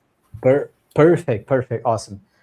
So guys, thank you. This is Fabricio's presentation. Now we have another project to present, and let's bring everybody down to the backstage area so I can introduce you guys to my to our next project. So welcome, Paul. Glad to have you here. Glad to meet you. Please introduce yourself. Talk a little about what you're building, and then you can have the stage. Sounds good. Thanks, Augusto. Yeah, and good to meet you, to the rest of the judges also. I'm Paul. I am presenting a project today called Marquee.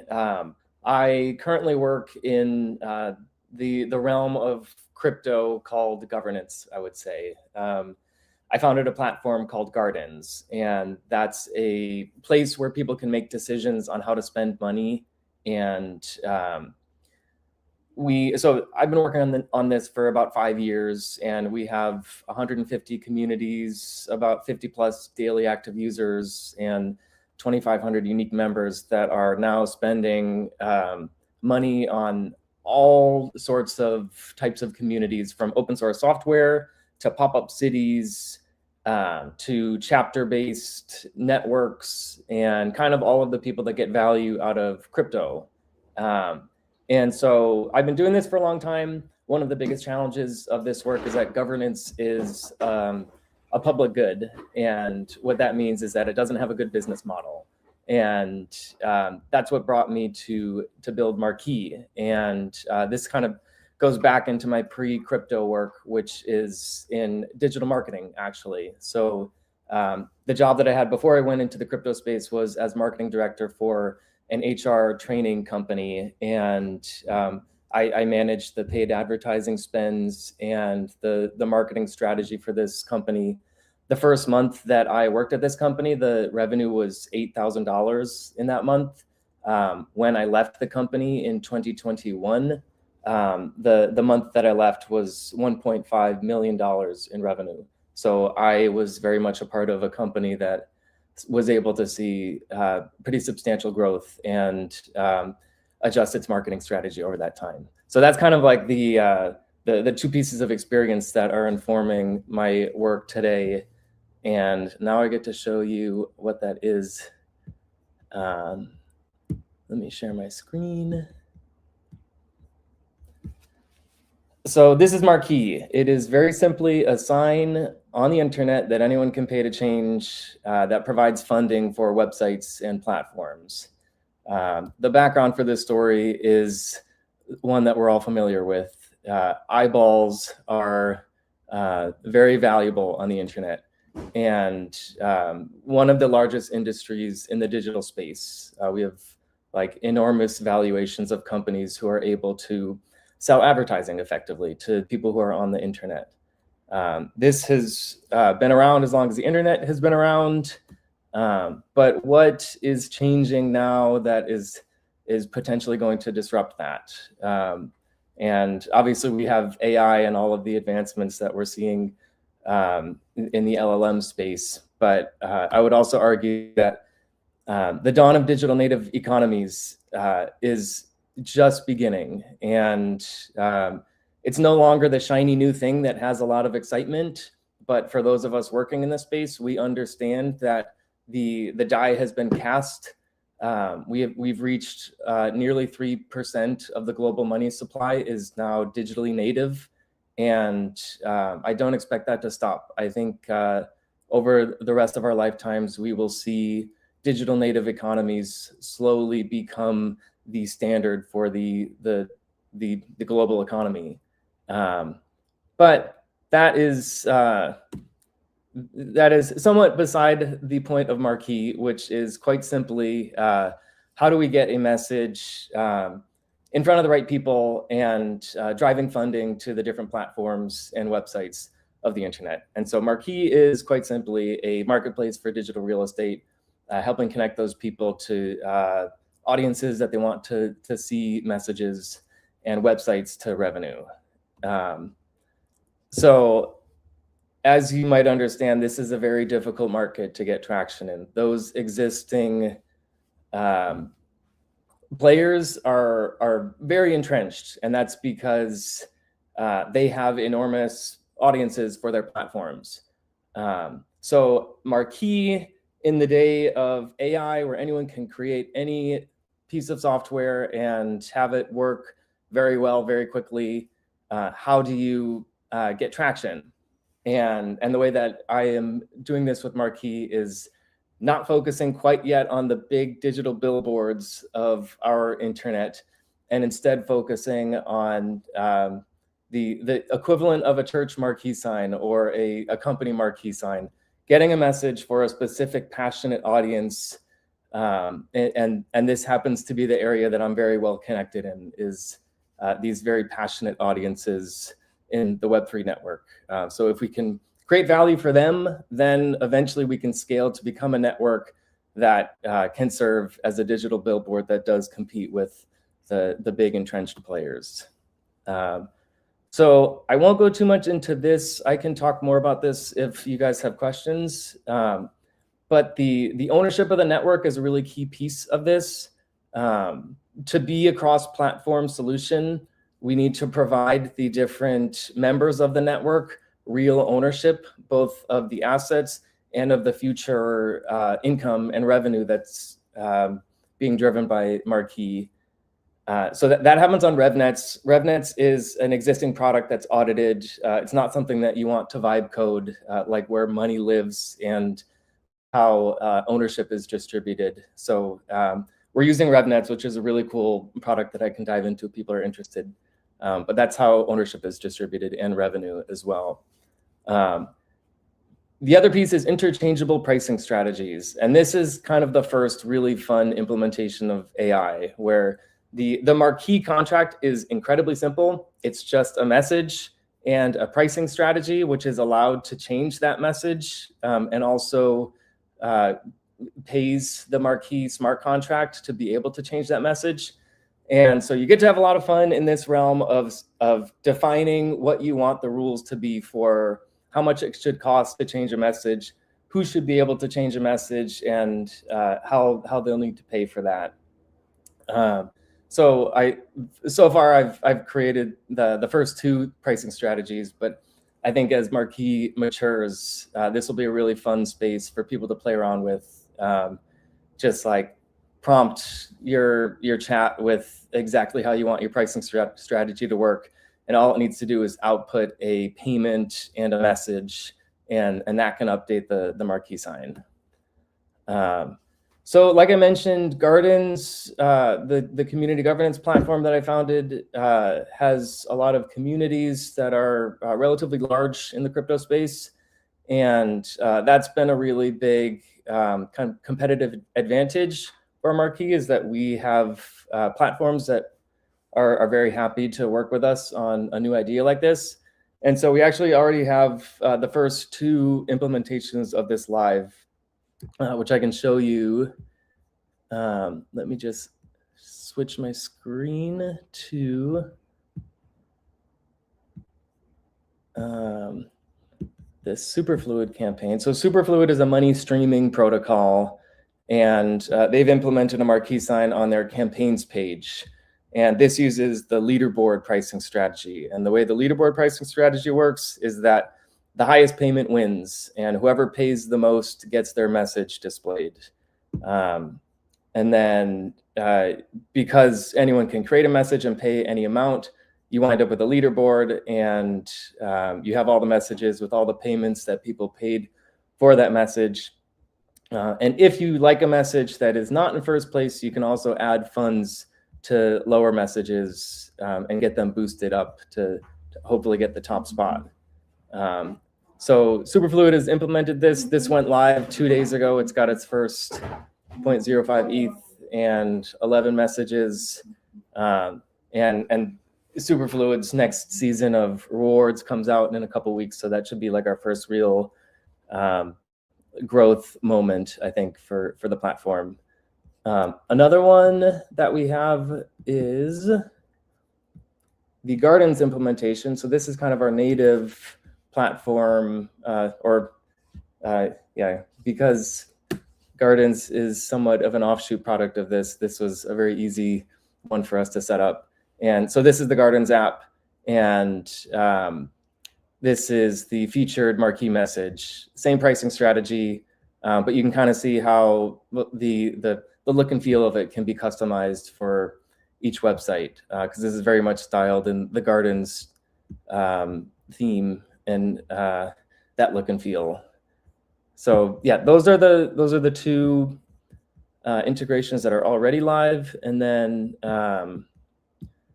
we've got 5 other confirmed integrations that are already getting built, and then I'm also in conversation with many other like pretty large platforms as well, and I'm pretty optimistic about our ability to get this marquee sign in front of a lot of eyeballs. And yeah, that's the end of the presentation. So I can give it back to you guys and answer some questions. Yeah, awesome. Thank you, Paul. Bold product to compete with the big screens, right?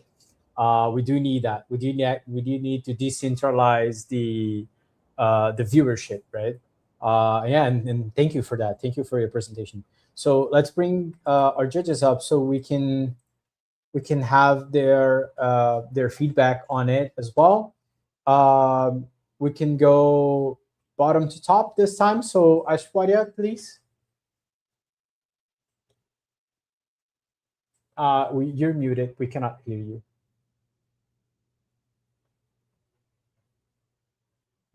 I guess she might be having internet issues, so we can skip it. So Naga, can you hear us? Yeah, I can hear you. Awesome.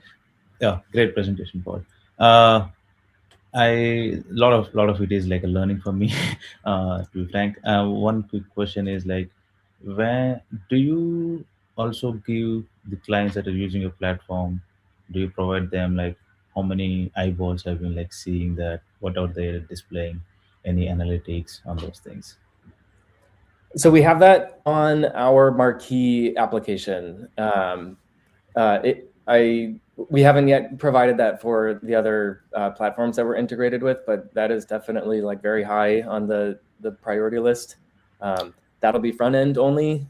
So kind of all of features like that are broken down by whether that's going to be existing on the smart contract or if the front end will take care of it. So for instance, another front end feature is moderation. And so on websites, you can currently set an admin address and they have the ability to flag a message. And because that's front end only, it'll blur the message. And so you won't be able to see it on the screen. But the smart contracts are immutable, so you can always go to the Block Explorer or any other UI that's not censoring it and view that message. So we're kind of able to balance healthy moderation with permissionlessness that way. Okay, yeah, thank you. I know a platform called Salesforce, a marketing cloud. So I was just seeing like what it's doing, but yeah, great product. Thank you. Yeah. Awesome. Thank you. Thank you for your questions. Aishwarya, you're here now? Yeah, I'm very Awesome. sorry I had Yeah, issues. no worries.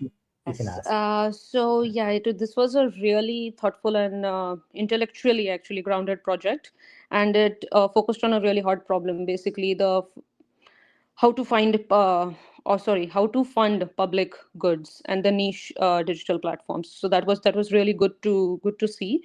I have a question for you. So for your model turns attention into, I think, programmable and owned asset rather than an ad impression. So how do you say, like, how do you prevent marquee from becoming noisy or low signal over time? Like, what are the incentives to ensure that messages add value to the community?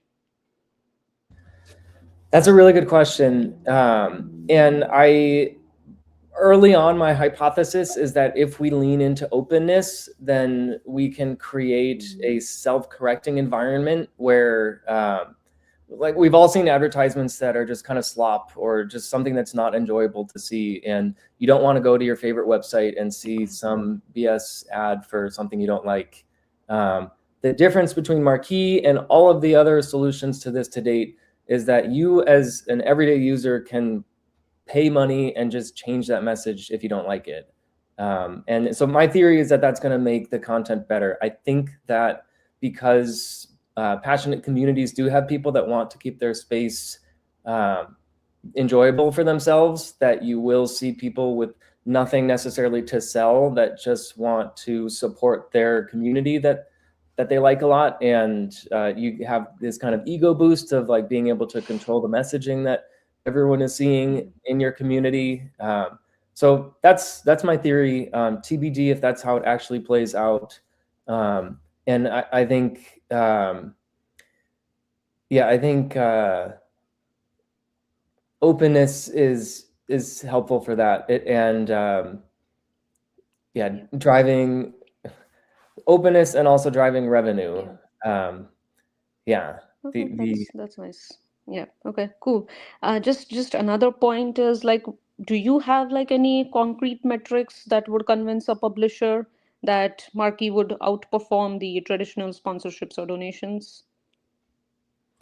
Right now, the best data that we have for that is the on-chain metrics of the different platforms. Because all of these are crypto-based platforms, most of them have a Dune dashboard or a DeFi Llama, and those are tracking on-chain things like daily active users and transactions and volume flow. So for instance, we have that with Gardens. We can track our users and Awesome. how many people are coming. So yeah, it's because we're in the crypto space, we have an unusually like well solved kind of proof for that. But as we expand outside of crypto, which I think is a really key part of our growth, I think that's going to be a big thing to solve. Okay, that's nice. Yeah.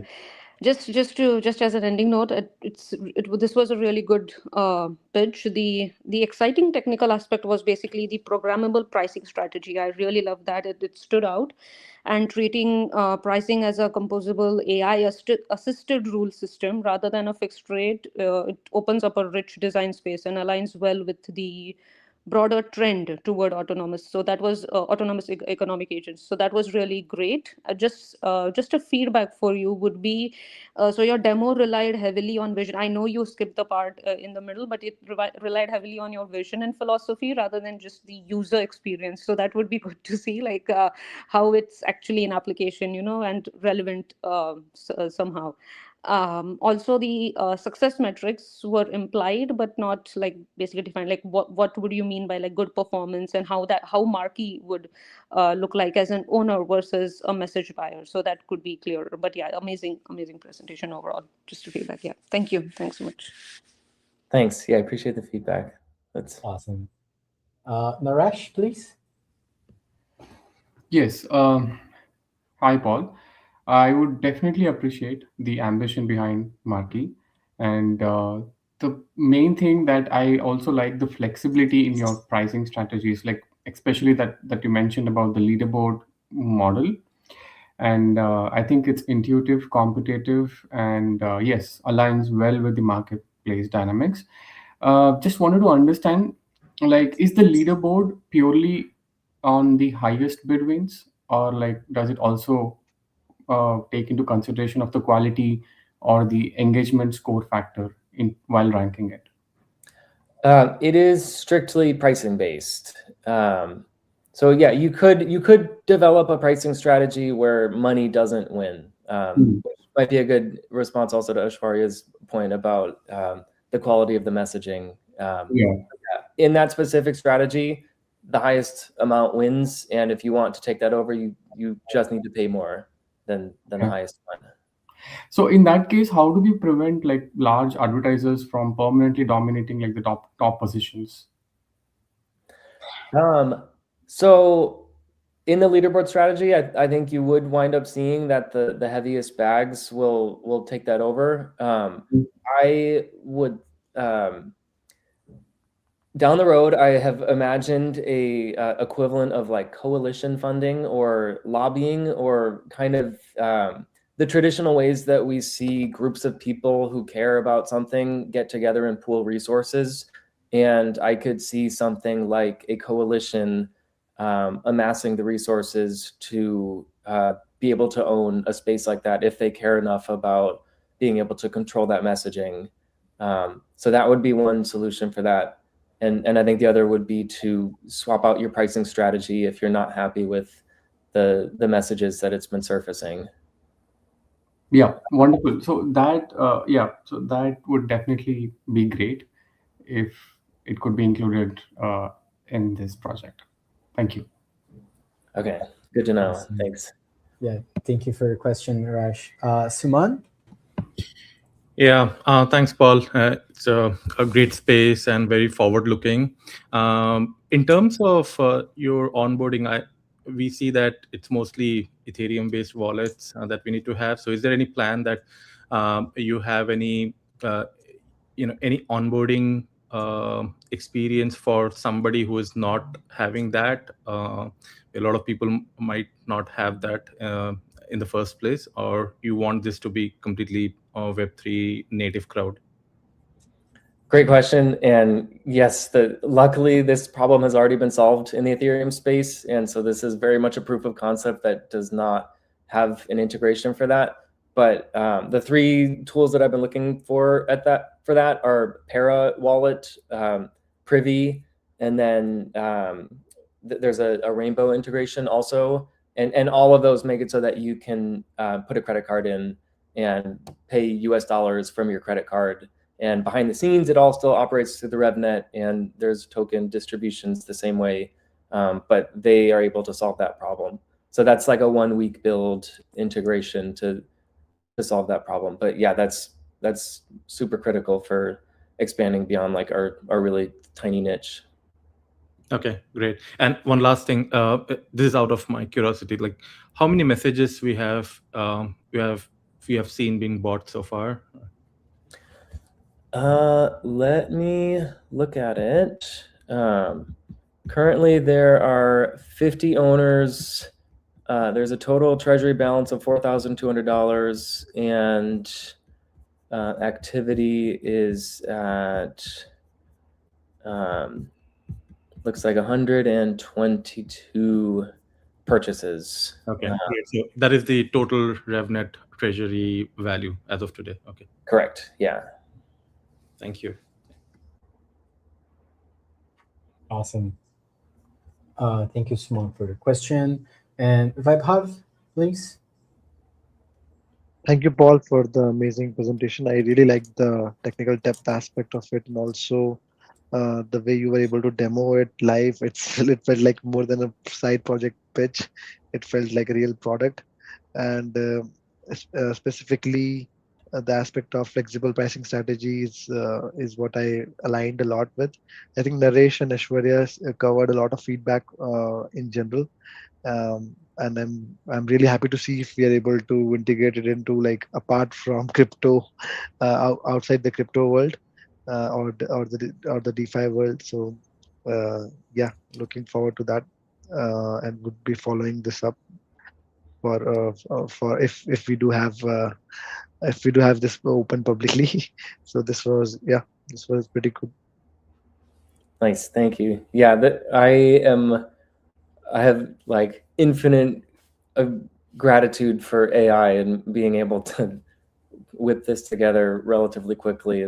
We have really talented devs at Gardens, and the original Gardens platform was built in 2021 and needed enormous manual smart contract work from really talented developers. And it's really cool to be able to have a concept and not have engineering be the bottleneck, be able to just prompt and then dedicate more time and thought into the growth and challenges of actually making it successful outside of just the tech stack.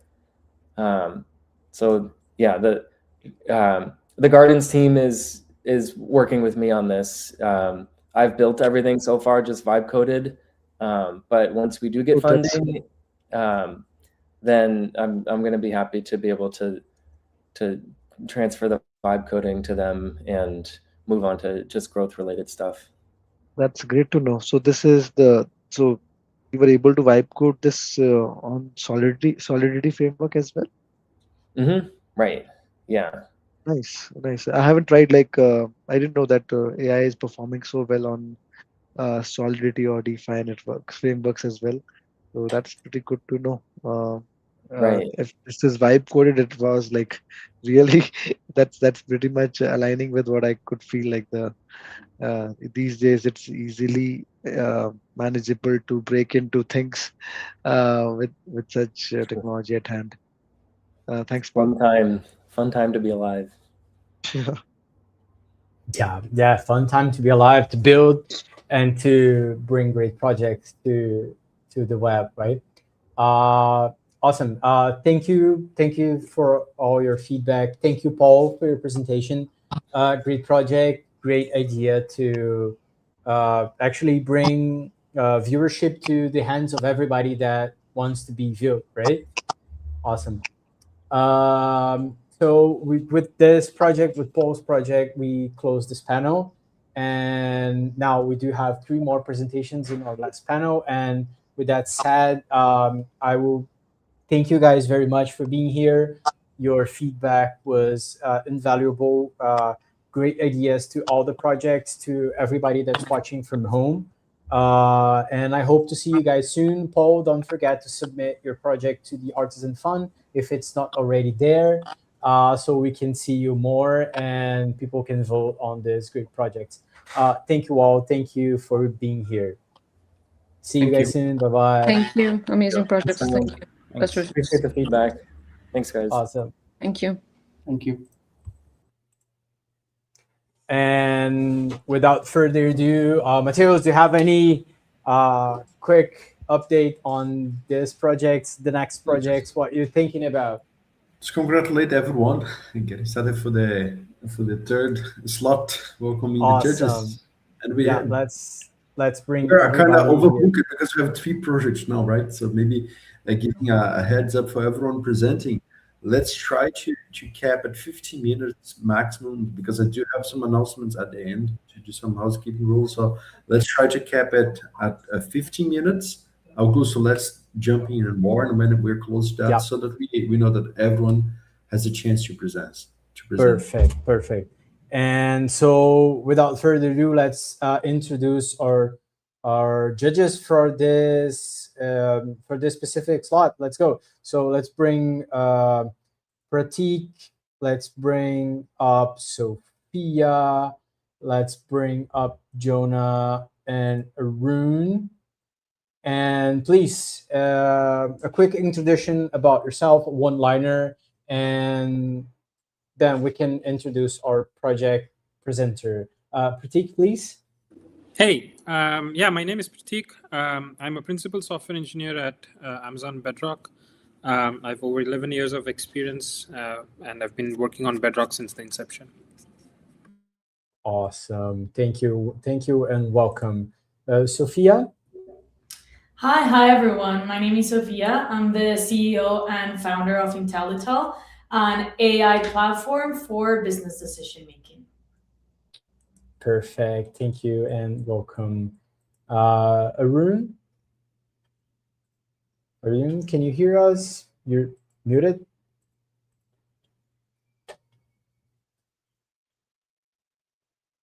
Hello. Yeah, I guess he's having issues. Jonah, can you? Guess Jonah dropped out.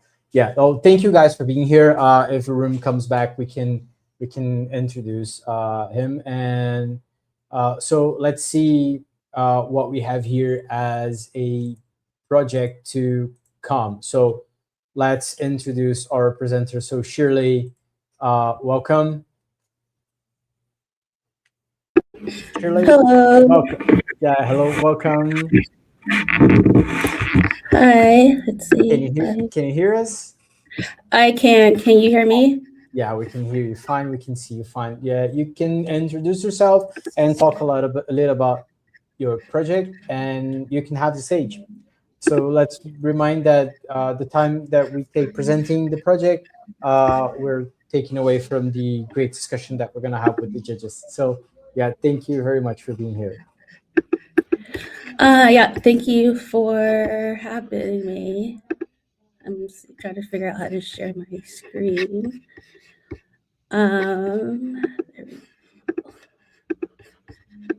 So yeah, my name is Shirley. I am the founder and also the developer of Guides. Can you see my slide deck yet? Yeah, we can see it. Okay.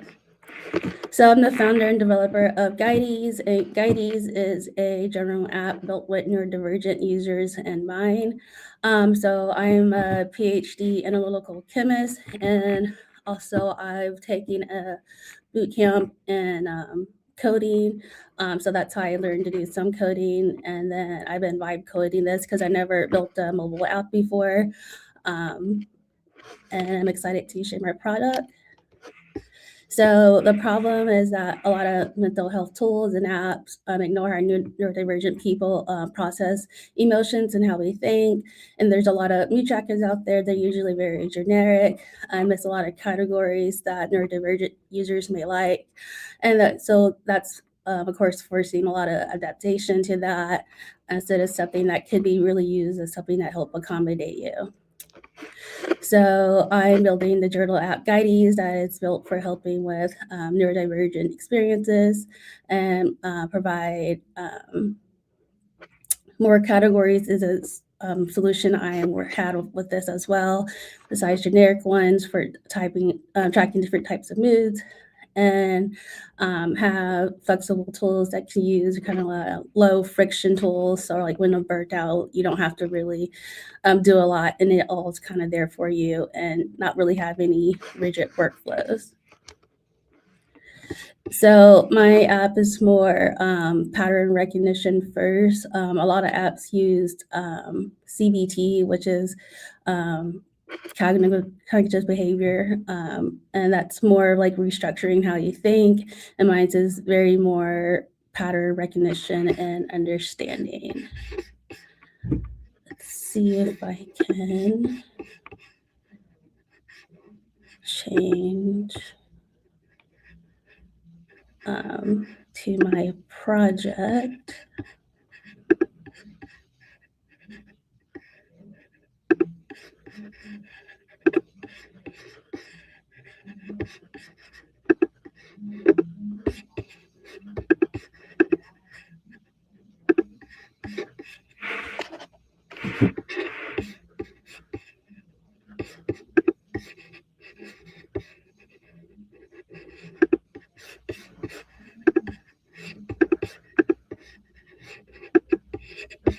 Shirley, are you? Yeah. You're gonna share. I'm trying to share my project screen.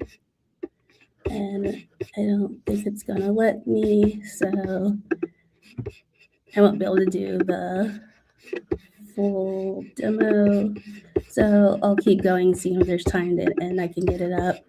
So going back to my presentation. You can bring it up and I'll pull it up to the screen. So again, with my product, it has voice journaling, AI focus with neurodivergent focus prompt, kind of iterative and synchronous reflection. So basically, you won't get locked out of your entry. You can go back and work on it. Neurodivergent mood tracking, such as meltdown tracking, and neurodivergent feeling tags. So again, it's more using psychoeducation, because a lot of people like to know why it's happening and validate your experiences and not trying to change your what you're thinking, and really focus on patterns. And it has coping tools and for support, such as coloring or breathing exercises. So market validation, there are apps out there that has users, reflection, Rosebud are some newer apps, and you might all know Stoic, that's really well known, and Clarity are apps that have been around for a while. So with market size, about an $8 billion global market. Within that niche of neurodivergent users, like about 400 million plus. So 1% of the share of the market could be about 89 million. My business model is I'm going to have a free tier and a premium tier. With the free tier, unlimited journaling, but get your analysis of your entry, you get 10 free ones a month.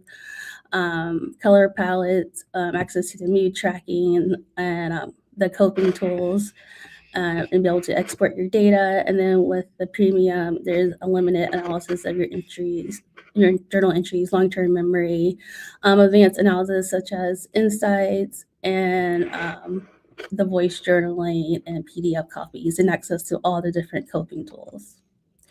Go to market to get it out there, referral, of course, and using TikTok and Instagram, and try to work with other creators for get the make it viral and get the word out there so that we'll get more downloads for the app. I also looked at the competition. Most of the journaling apps are more towards general population. I used to be the only one that's really going to be focusing on the neurodivergent experience. And so my competitive advantage again is going to be focusing on neurodivergent experiences, have mood tracking to just shut down and meltdown tracking, and be able to actually have neurodivergent tags such as burnout, can't mask that you can choose instead of excited, frustrated, or tired, basic tags that other apps have. Your journal entries will always be open for reanalysis. It's not going to be locked in. And then burnout aware support. So there's going to be, again, the coping tools that support STEMI, skill regression, and recovery. For example, I have spelling practice in the app, and I have fidget tools as well. I'm in breathing exercises. So progress, I do have a front end, a back end, and have the first level encryption already in. I have the support system integrated as well. And then I'm next out to be going, of course, more advanced encryption, which is AES 256, which is bank level encryption, and then beta testing to get feedback from other users to support building in public. So yeah, with funding, I'll be able to get legal, have money for legal compliance, operations for the app, of course, product development, work with other neurodivergent users and neurodivergent affirming psychologists to get their input, taking it to market, and then any contract developer support. So thank you, and I'll take your questions. Awesome. Thank you, Shirley, for your presentation.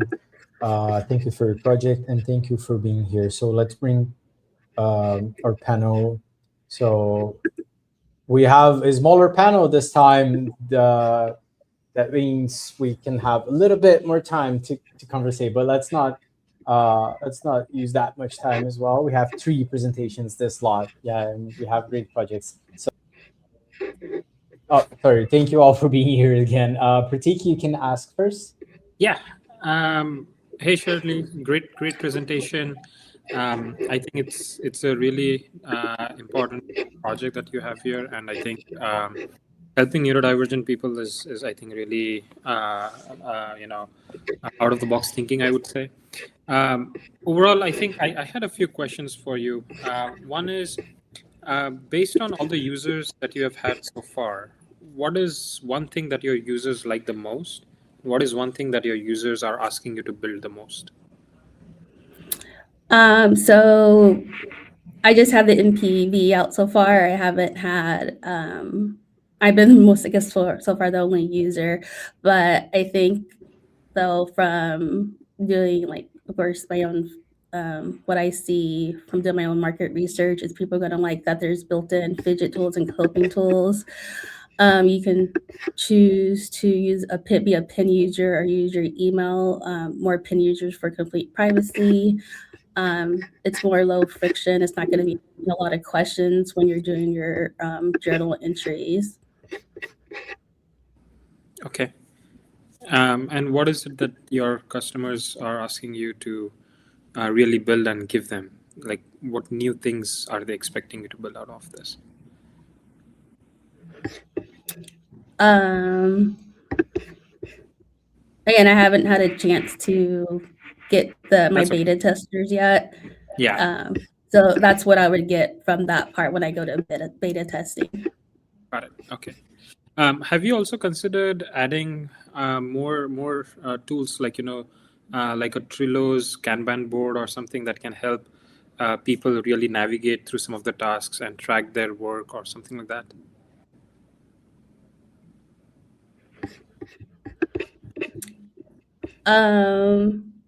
Like just not Be just your like, like yeah, be more productive through your journaling kind of thing, and really help them in some of those areas.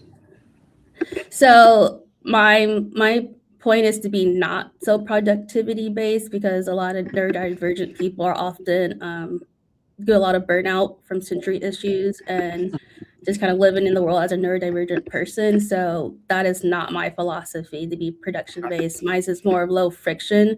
So they can go in, pop in a journal, sit, analyze, and get the information. Almost when you're tired, you're not going to want to necessarily do a lot of asking questions, a lot of coaching or anything. Got it. Okay, great. Awesome. Thank you for your question, Pratik. Sophia, would you Yeah, mind? Awesome. totally. Surely. Congrats. This is awesome.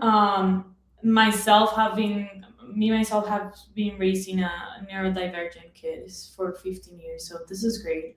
I have two questions. The first one is that when you mention neurodivergent people, that's a very broad term. So who is the narrowest, most clearly defined first user you're building this for inside of that community? Yeah, autistic and ADHD. Oh, okay, perfect. And okay, that sounds good. I saw it in one of your slides. I think just as a recommendation, I would love for it to be even narrower, because inside of the autism, I mean, it's a spectrum, and there's people with autism and ADHD. So yeah, but I even thought of non-linear thinkers maybe. But this is good. And my second question would be, if you could measure a change that should happen in your user's life after 30 days using your product, what would it be?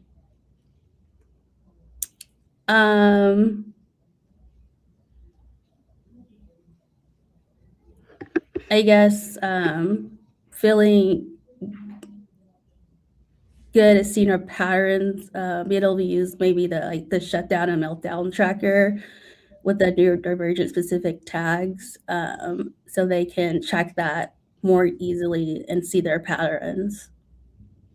Makes sense. Okay, awesome. Awesome. Thank you. Perfect. Thank you for your question, Sophia. Arun? Yeah. Hey, hi, Shirley. That was a great presentation. You mentioned about the AI analysis, right? What model, how you use AI to perform the analysis? What are the use cases that you use AI to perform the analysis? And what are the data sources that you collect to feed to the LLM model to perform the analysis? So I wrote more like the prompt for it, with considerations that it could be neurodivergent users that specifically could have autism and ADHD.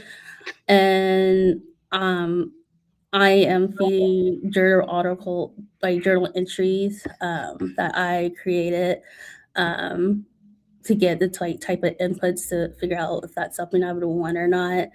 And yeah, I think, what was the last part?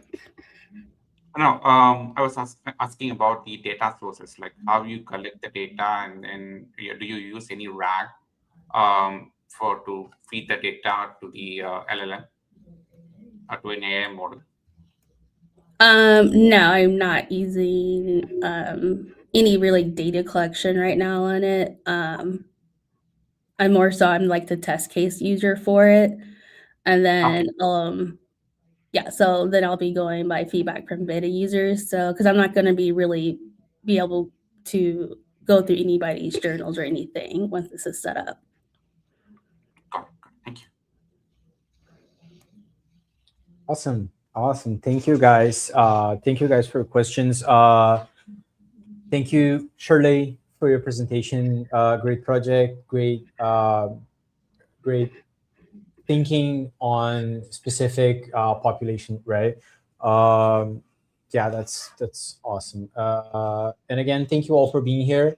I'm gonna introduce our next presenter, And for that, I'm gonna move you guys to the backstage area, and I'll see you guys soon. Surely, pretty much sure that your project is already on Artizen, right? Yeah, awesome to hear that. Thank you for being here.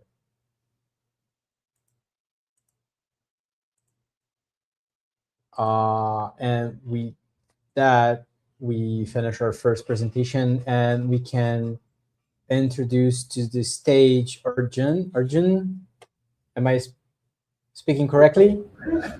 Yeah, Arjun. Yeah, awesome. Yeah, Welcome. Yeah, excited to present.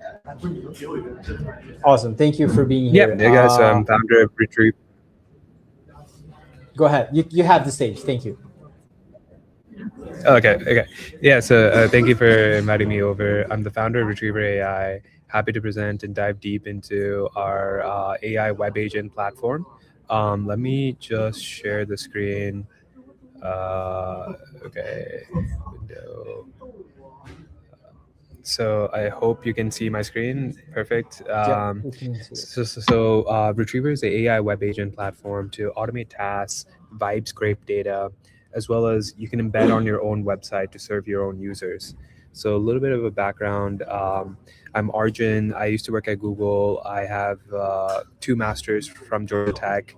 I pioneered vertical federated learning at Google. So using differential privacy, private set intersection to train models across data silos, trained on planet scale data, served them on billions of dollars of ad traffic. And my co-founder Bhavani and me both have huge experience with partnering with web publishers, incorporating data, generating embeddings of websites, the whole Google's display network, serving ads on the web. Hey guys. Yeah, give me 1 minute. Sorry for the background noise. We're sponsoring a hackathon, so a little bit hectic today. But we forecast the web agent market to be over $10 billion in revenue. So it's like Rufus, Amazon's agent, already shown $10 billion in incremental revenue that Amazon got with the agent on their website, able to convert users, answer questions, and do actions. And there's the likes of this whole space of OpenAI launching Operator, which is a computer use model, Anthropic as well. Google recently launched WebMCP to make websites usable by browser agents, and Microsoft is taking like a whole code integrated approach of where you have to integrate your code with Copilot. But where we are differentiated is we are a DOM-only agent that interacts with the HTML of the web page without any screenshots. So there is no hallucinations. You have 100% accurate data extraction, and our core secret sauce is compressing millions of tokens, that is the HTML of a web page, into a semantic tree that encapsulates all possible actions and information on the web page. So you can imagine, compared to others that try to ask a model the precise coordinates to click, ours is able to just figure out the elements on the page to interact with. So that leads us to have the state-of-the-art accuracy, speed, and cost efficiency. So we come in a couple of form factors. We're distributing the underlying web agent technology. The way we are doing it is much more complicated than doing a screenshot and asking coordinates. We have to handle the long tail of the web, long tail of DOM interactions. And we started off with a Chrome extension that has over 12,000 users for logged in, authenticated interactions with things like LinkedIn, Instagram, Twitter, Facebook Marketplace. And we launched a cloud platform for at scale automation and vibe scraping. Say you have like 1,000 web pages and you're like, hey, I want to find the pricing, founder information, and you want to do this all conversationally instead of like an end-to-end workflow. You can just give a Google Sheet and a prompt, and we launch all of these browser agents in parallel. And we even offer all the entire services MCP and CLI, so you can call it from OpenClaw, Cloud Code, or even from WhatsApp. And we just launched our embeddable web agent, Rover. So Rover lives on your own site, and you just add a script tag on your site, and it can take action. So we have no API integration, nothing. It's just on just how you incorporate Stripe onto your site, and you can give a task like, hey, go to the cloud dashboard and get the latest news on Hacker News. And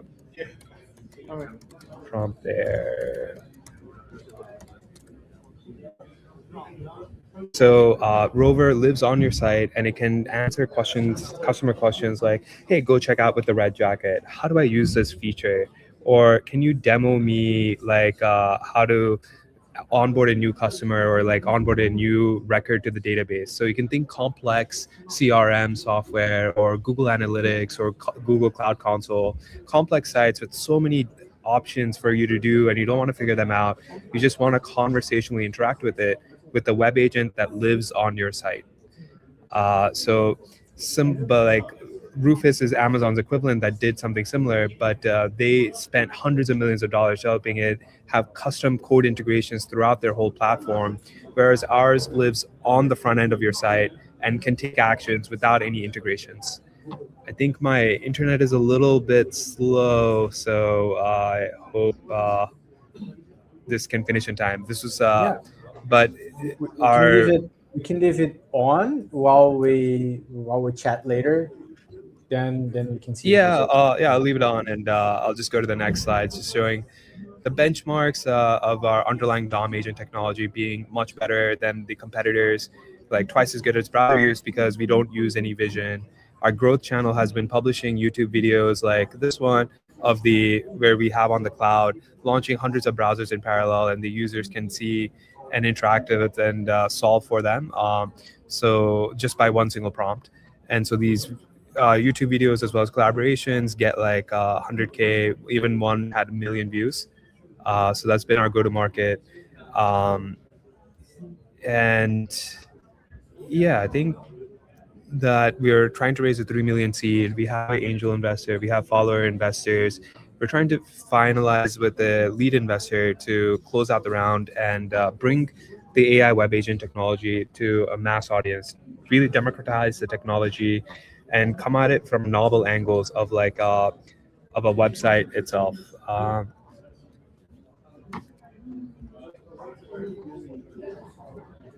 So I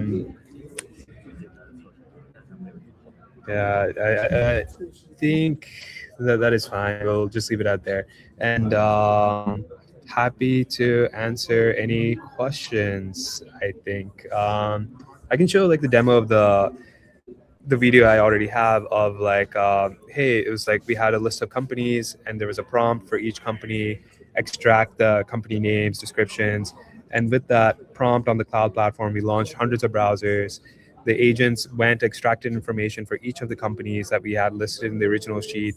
And so this is like an easy way to do at scale vibe scraping, create data sets.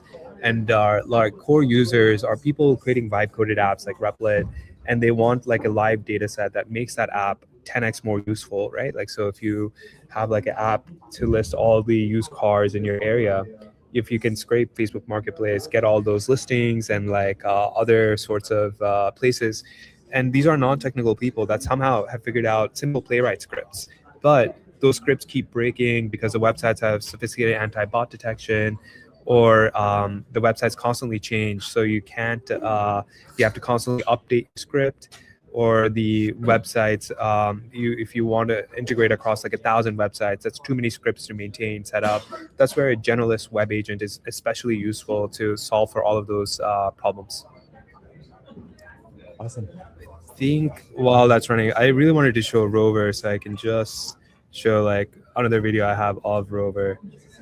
So it's like similar kind of thing. I just had it,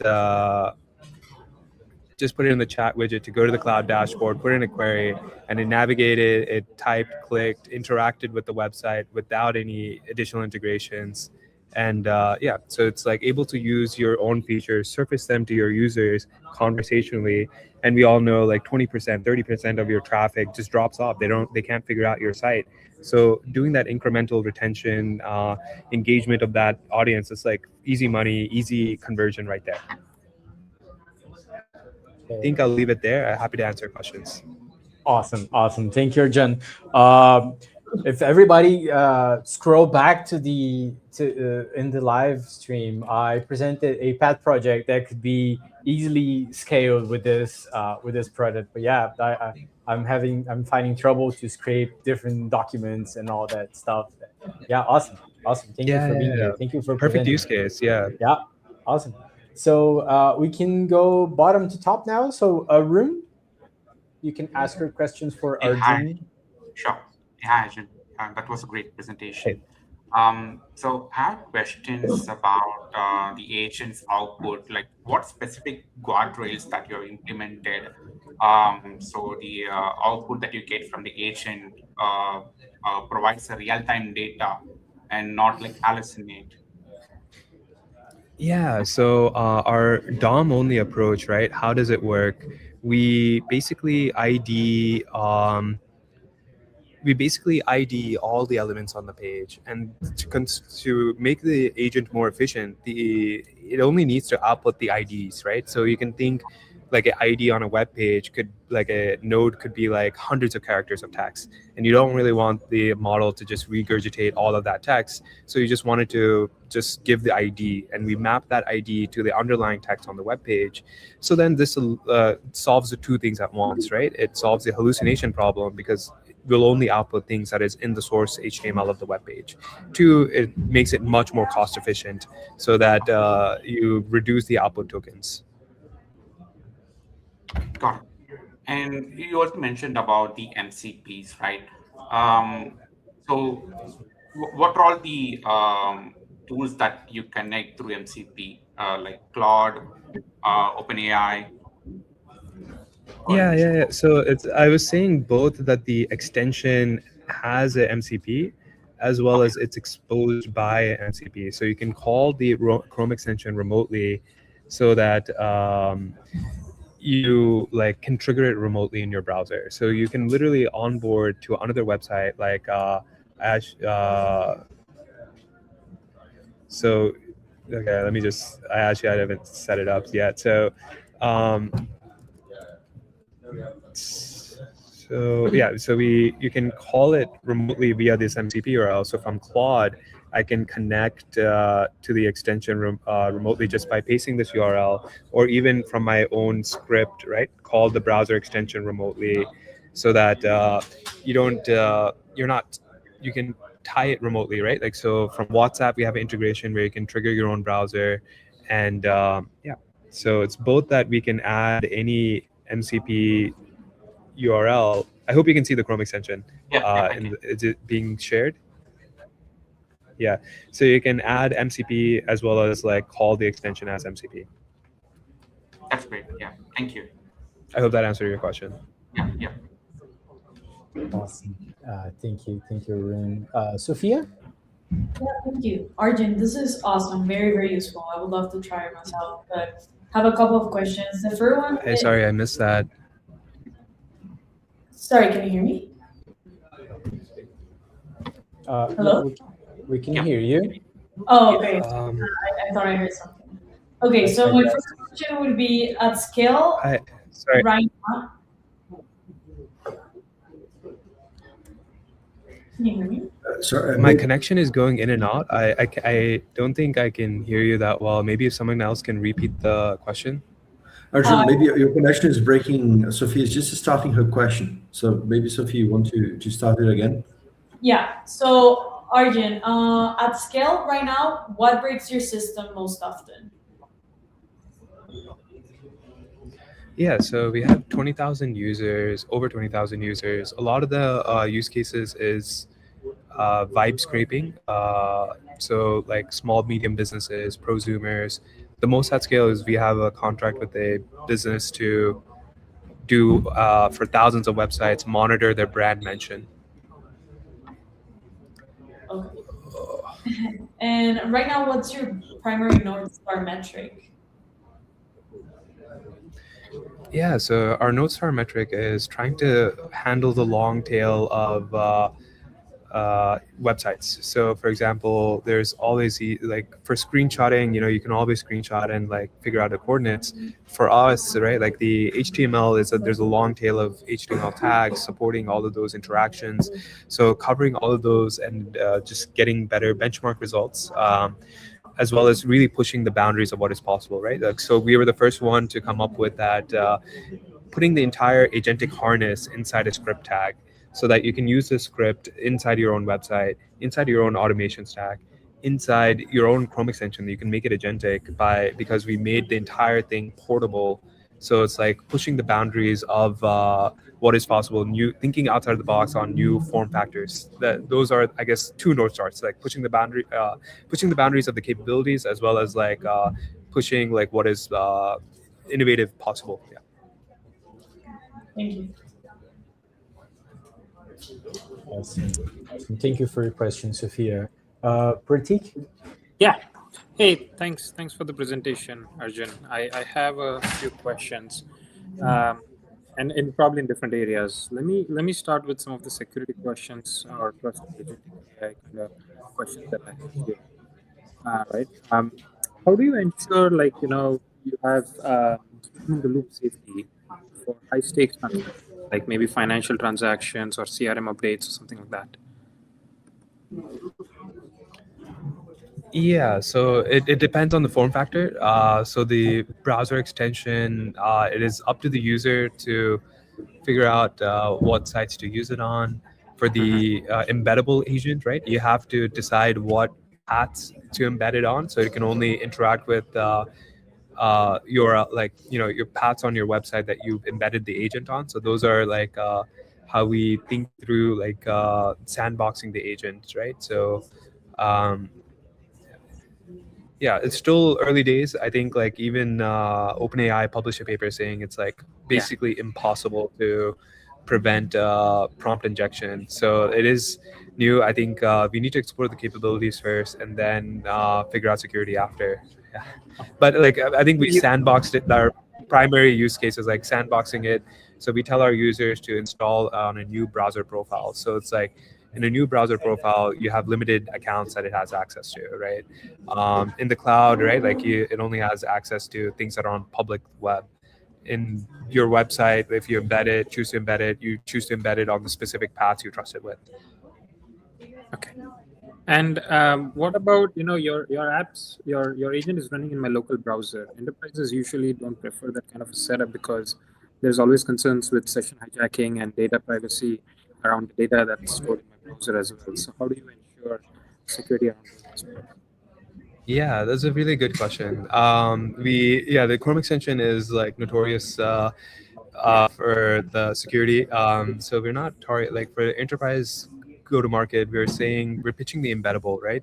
The embeddable is pretty siloed in what it can do. It has very specific pages it can interact with, right? So, but it can be a huge value add, right? Like if you have complex internal dashboards, internal like UX flow, like think of like raising a ticket for Concur or something, right? On an internal site, and you just want to make it conversational and easy for your employees. So we're targeting the embeddable for that aspect, right? Like it's very siloed in the actions, you control where it's embedded, and the data that leaves, right? Like is siloed as well. It's not like accessing your entire corporate network. Yeah. Okay, I'll leave it with the last question that I have, which is, what's the most complex workflow that customers successfully automated? Wouldn't have been possible using the traditional web scraping tools that take today. Yeah, so having the browser automation aspect, right? There you can do things that are not exposed via API. So that is the real value add, right? So there could be things in the browser. The benchmark we've done of 300 tasks that compared with the OpenAI operator, they're pretty complex. They're like book Airbnb booking, cancel it, message the host, sorry. So the web agent that we offer as a Chrome extension is supposed to be like a general purpose one. We have like 20 plus sub agents. Like it can create a Google Doc, fill PDF forms, and create like dashboard UIs.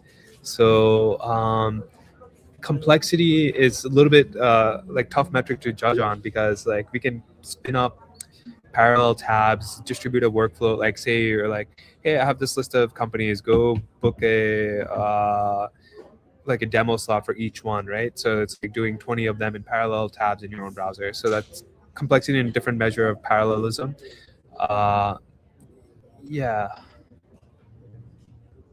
trying to think Okay. through yeah.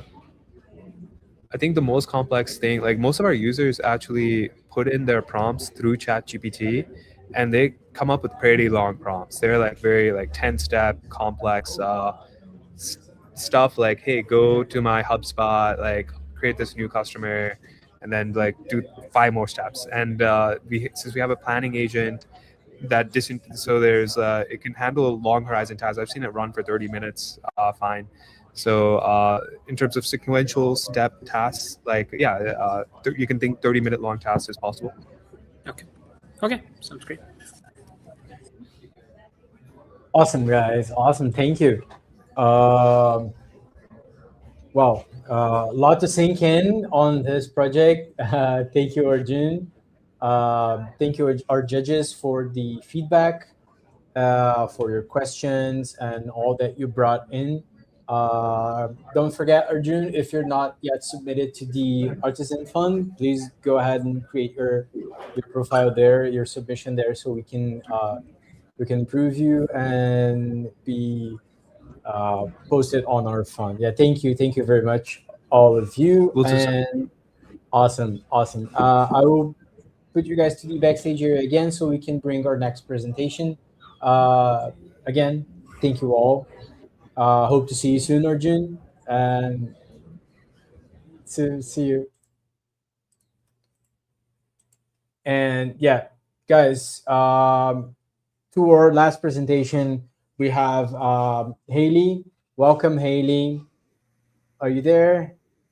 Yes. Hi. How are Awesome. you? Yeah, we just can't see you. Oh, can you see me now? Oh, yeah, we can see you now. Awesome. Welcome. Welcome. Thank you for being here.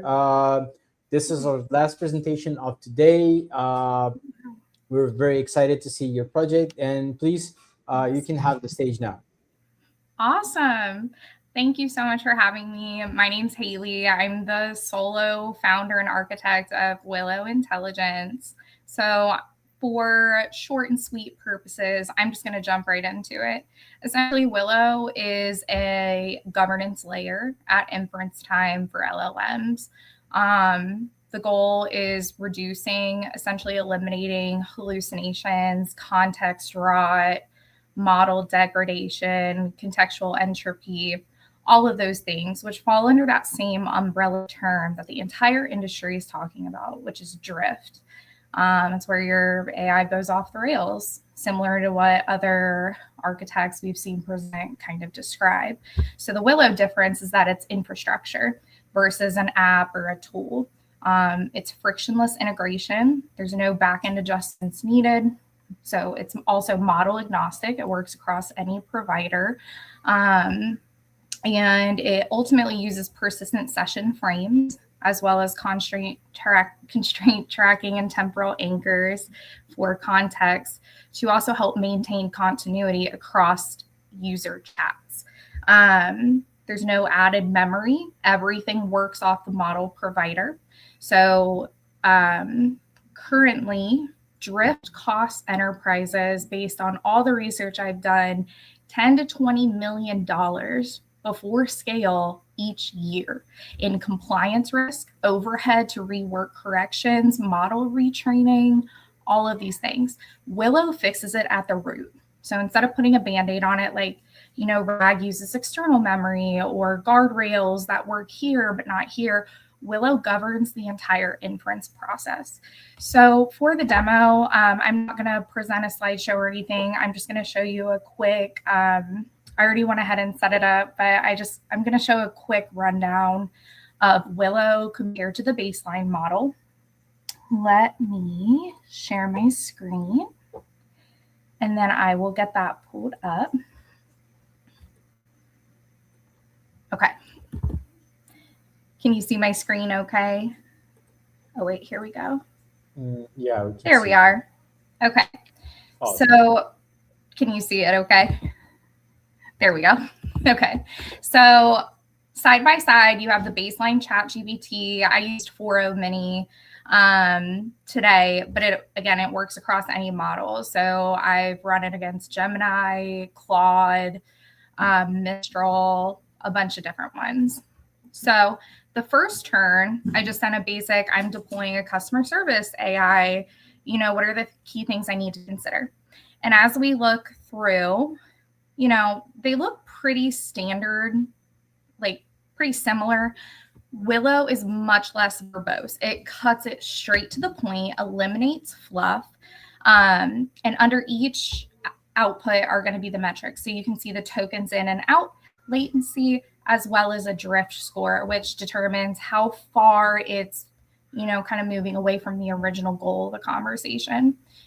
Important note here, you'll see the input tokens are higher with Willow on that first turn. Everything else is lower than the baseline ChatGPT.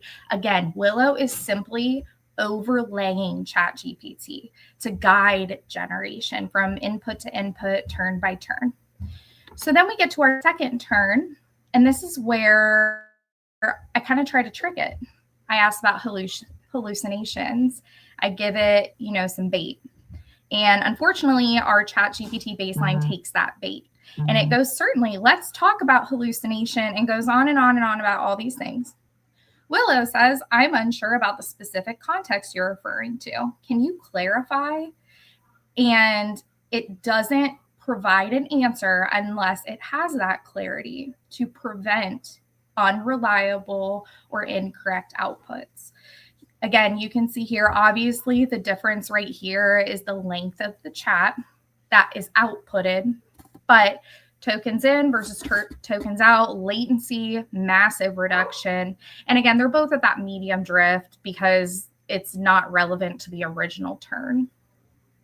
So then we go to turn 3. All right, back to my original question. What were those key considerations? And again, this is trying to trick it and get it to drift. We're trying to break Willow, trying to find ways that it will diverge. The key thing here is I ask, what year are we in right now? Baseline ChatGPT, Claude, and Gemini all will answer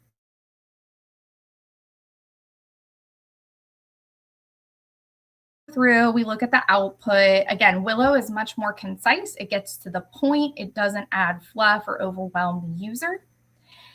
And at the end here, the current year is 2026 because it has the temporal anchors, which allow it to know the current date and time. Now, I have it set to UTC time. So the goal eventually will be to add in other time zones dependent on user, but that comes later. And again, we have our metrics here.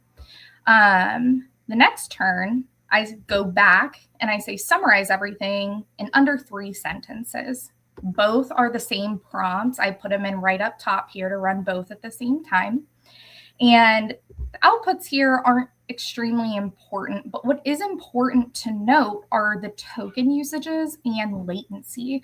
So whereas input tokens for a baseline model for this is 1448 because it has to go all the way back through its context window and figure out exactly what to pull. And then we have 75 out because it's not as concise. It also takes a longer time to generate that output for the same reasons. Willow's tokens, latency, and drift are all reduced. Well, the drift is the same, but the tokens and latency are both significantly reduced. This is the last turn I want to present just for time's sake. And this says, what time is it right now? It's my favorite prompt because baseline models cannot give you real-time information. They need to know where you are. You have to ask it depending on where you are, what day it is, because it doesn't even know the day.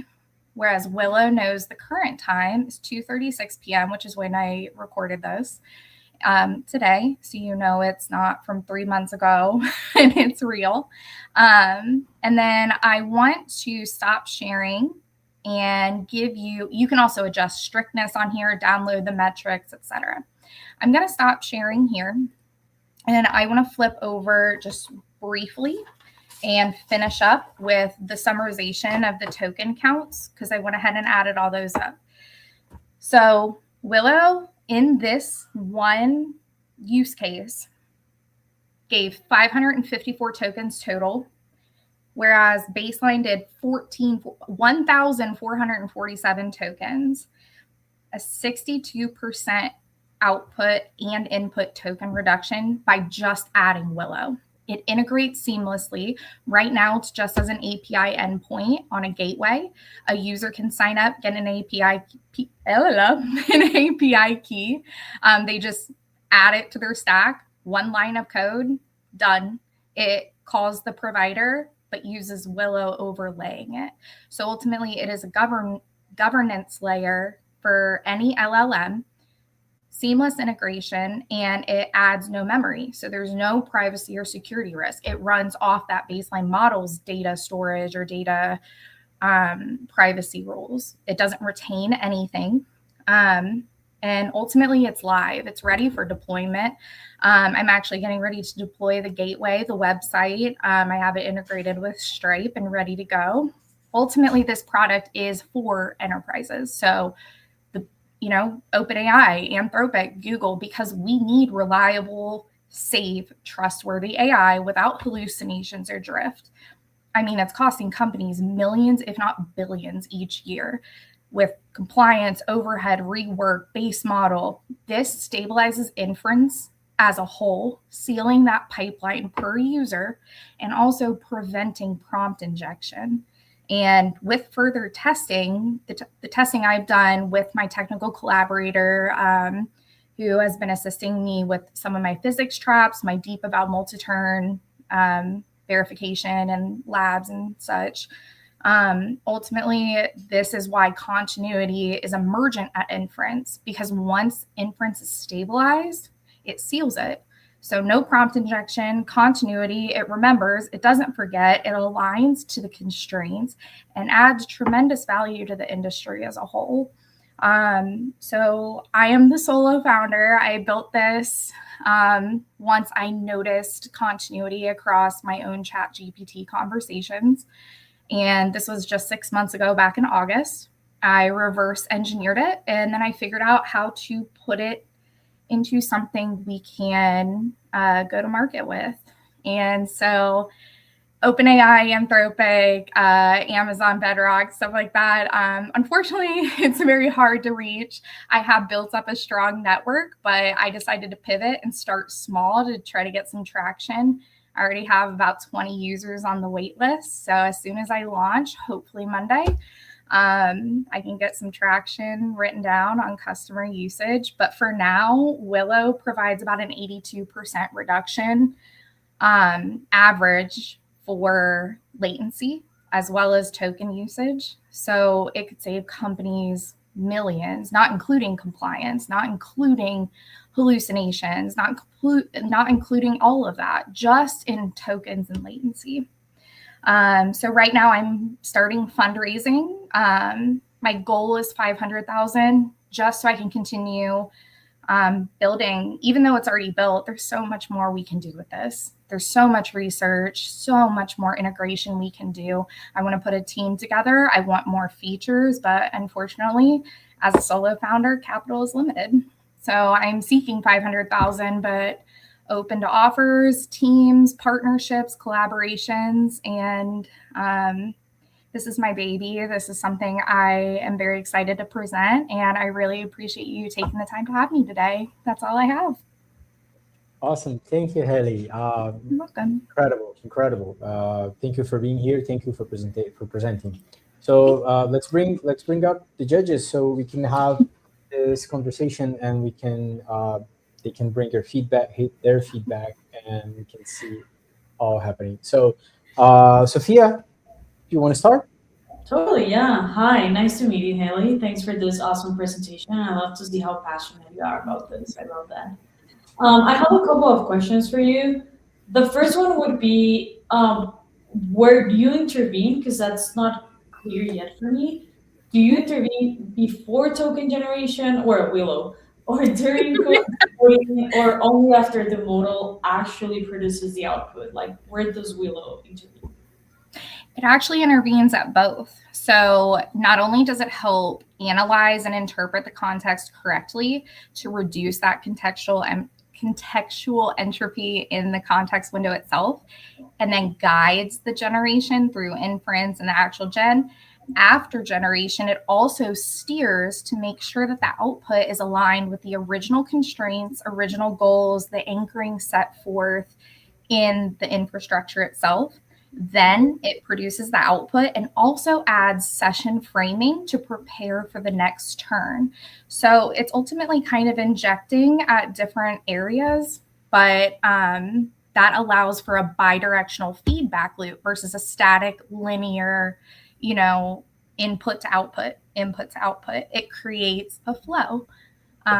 So it kind of goes both ways. Okay, that makes sense. And now assume I can control temperature, max number of tokens, the system prompt, the structure output, retries, tool calling. What do you think remains uniquely yours? If you can just pick one little thing that out of everything that you showed, what do you think no one has done yet?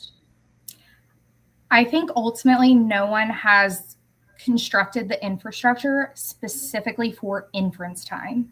Everyone is doing this at the back end. Everyone is trying to shove more knowledge, shove more data. Let's do more parameters, more constraints here, but nobody's doing it at runtime or inference. And it's huge in research right now. I've read multiple articles about all the research being done, and Willow is the first that has actually been deployed, has the metrics to show it, and also requires no back-end retraining. So I think that's the most novel part of Willow, among other things, but the inference time governance alone is what sets Willow apart. And I wanna talk about that part that you just mentioned. So if you don't have backend, like you've mentioned, how do you determine if the answer that you're giving me, it's not a hallucination, it's not fabricated, if you don't really have ground truth? Right. So it is automatically going to take the user's input, or for example, an AI agent, the task at hand, and it's going to analyze that content and extract the exact portions, the exact tokens of what it needs to do.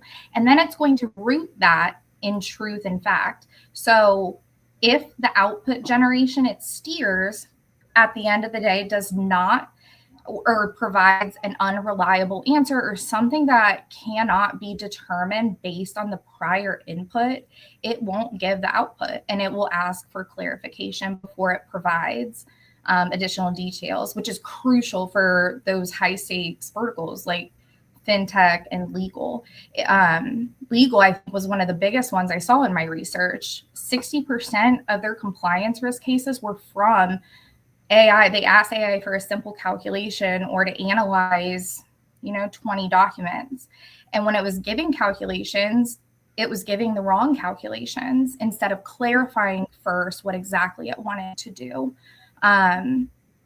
Sorry, that's a really difficult question to answer, and I hope I did it in as few words as possible. Thank you. I'll let the rest ask their questions. Thank you. Perfect. We always love difficult questions. Yes, it's hard for me to put it into a few words, so I try my hardest. Awesome. Yeah, it was great. Arun, can you please? Sure. Hey, hi. Thanks for the presentation. That was great. So you mentioned about the drift detection, like around 82%, I believe. So how do you measure that value, like using any data set, metrics, or any protocols that you use to come up with that value? Yeah, absolutely. So I've used a variety of different methods, but ultimately I found while I was actively trying to find a way to measure this, there is no standardized way to measure drift or context draw unless you do it across many, many, many turns and then compare it to baseline and measure it individually. So I actually used all three of my new friends, Claude, Gemini, and ChatGPT. They were all giving me different calculations for how to calculate it. And I actually was inputting and outputting between all three models to get a standardized calculation for how to calculate drift. And I'm happy to share that with you.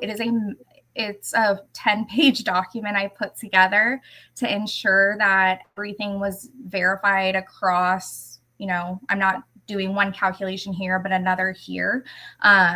And actually, I do have a note on this. But ultimately, I'm so sorry, 1 second. So ultimately, for the actual drift score that you saw in the demo, it's just a simple comparison from original turn to the end turn. So it measures, did the model stay on topic, yes or no, and it measures that via the context. But for my multi-turn deep eval testing I did, which verified that 82% output token reduction, latency, and the drift protection, I am absolutely happy to send that to you based on how I standardize that and all the methodology as well. Got it. One more question that I have is so I see Willow is somewhat related to VLLM. I think you might have heard about it. So VLLM helps optimize the performance of LLM models. That is like private LLMs. So it helps reduce the latency and helps LLM to use the GPU memory at the maximum level. I think is it Willow can be used for private LLMs? I believe so. And again, this is something that I'm hoping to get to with the fundraising and everything, because this is something I want to research and confirm before stating. But because it is setting that session restoration and session reframing before the next turn per user, it would actually reduce the GPUs needed and ultimately reduce the need for additional data storage. And I believe this makes it compliant with the new EU AI Acts and all the government regulations going on right now. But I actually believe this would help with our infrastructure costs for data warehousing, because it's going to reduce that GPU because it keeps everything at inference. It ultimately seals that pipeline. So it's using less GPUs by constraining, the context it's pulling from out of the window, if that answers your question. Yeah. Thank you. Okay. Awesome. Thank you, Arun, for your question. Pratik? Hey, Haley. I am a principal engineer and founding engineer of Bedrock, actually. Wow, it's so nice to meet you. Likewise. This is indeed an interesting problem that you're trying to solve, and I have a lot of questions for you. I was just waiting for this to finish. I'm ready. Okay. I'm so ready. Yeah, I actually do all of the workload management for Bedrock Inference. So the entire inference path is what the orchestration is what I lead over there. So first is, what's your TTFT on this for P99? Can you repeat the question in a more human way? Yeah. Sorry, I'm nervous. No, that's okay. Don't worry. So your time to first token, right? Once I give you an API input, how much latency on the first token will be added because of your integration? At the beginning of the entire chat, it is going to be initially higher. The time to first token has varied depending on the prompt. The main use of Willow is for long conversations. So the time to first token, as that conversation grows, and as you may have observed in the demo, it keeps going down and down and down and down. Time to first token originally can be more than the baseline, but the goal is for the end of the conversation, that time is a snap.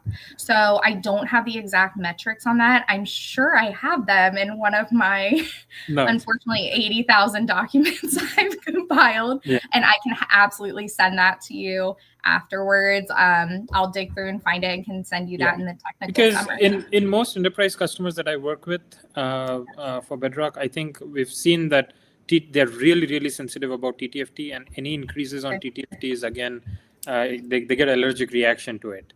So they're really sensitive about it.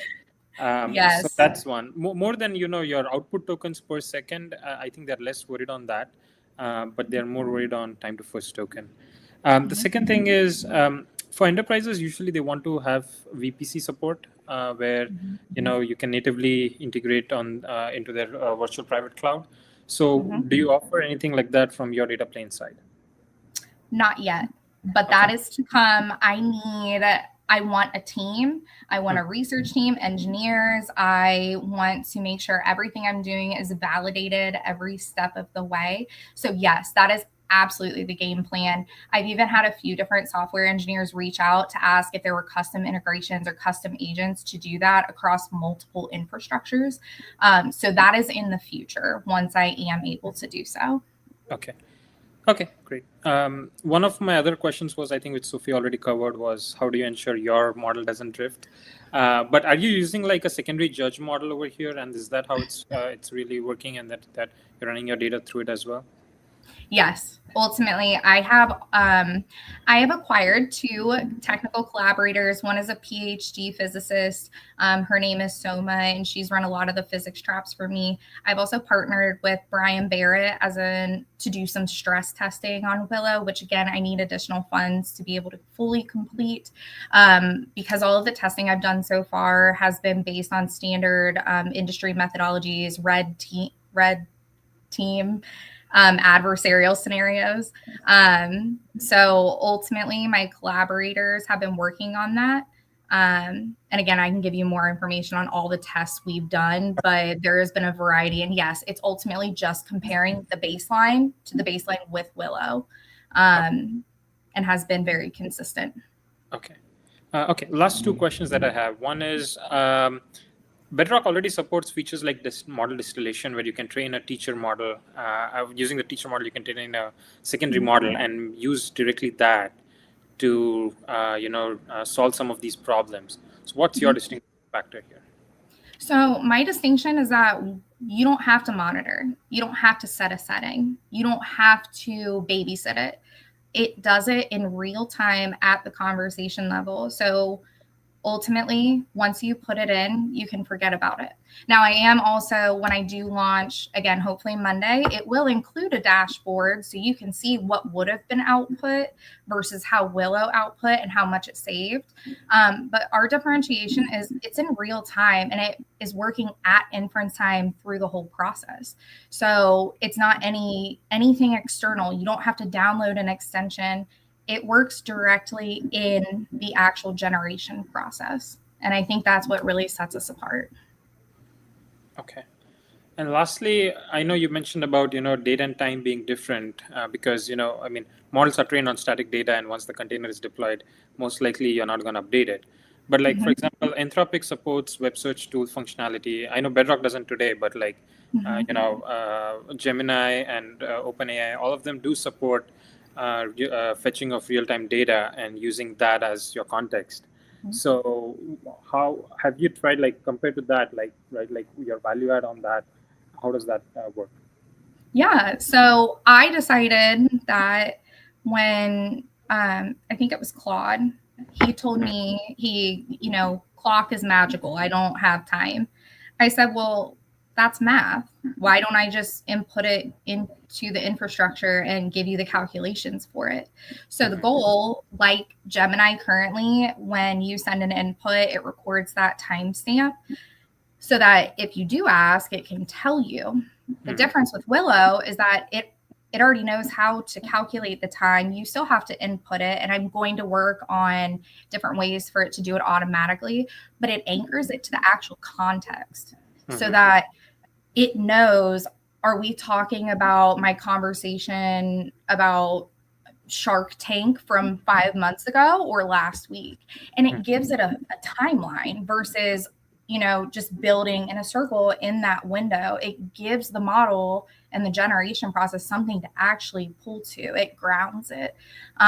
So yeah, I built the temporal anchoring actually into the infrastructure itself versus pulling from the input.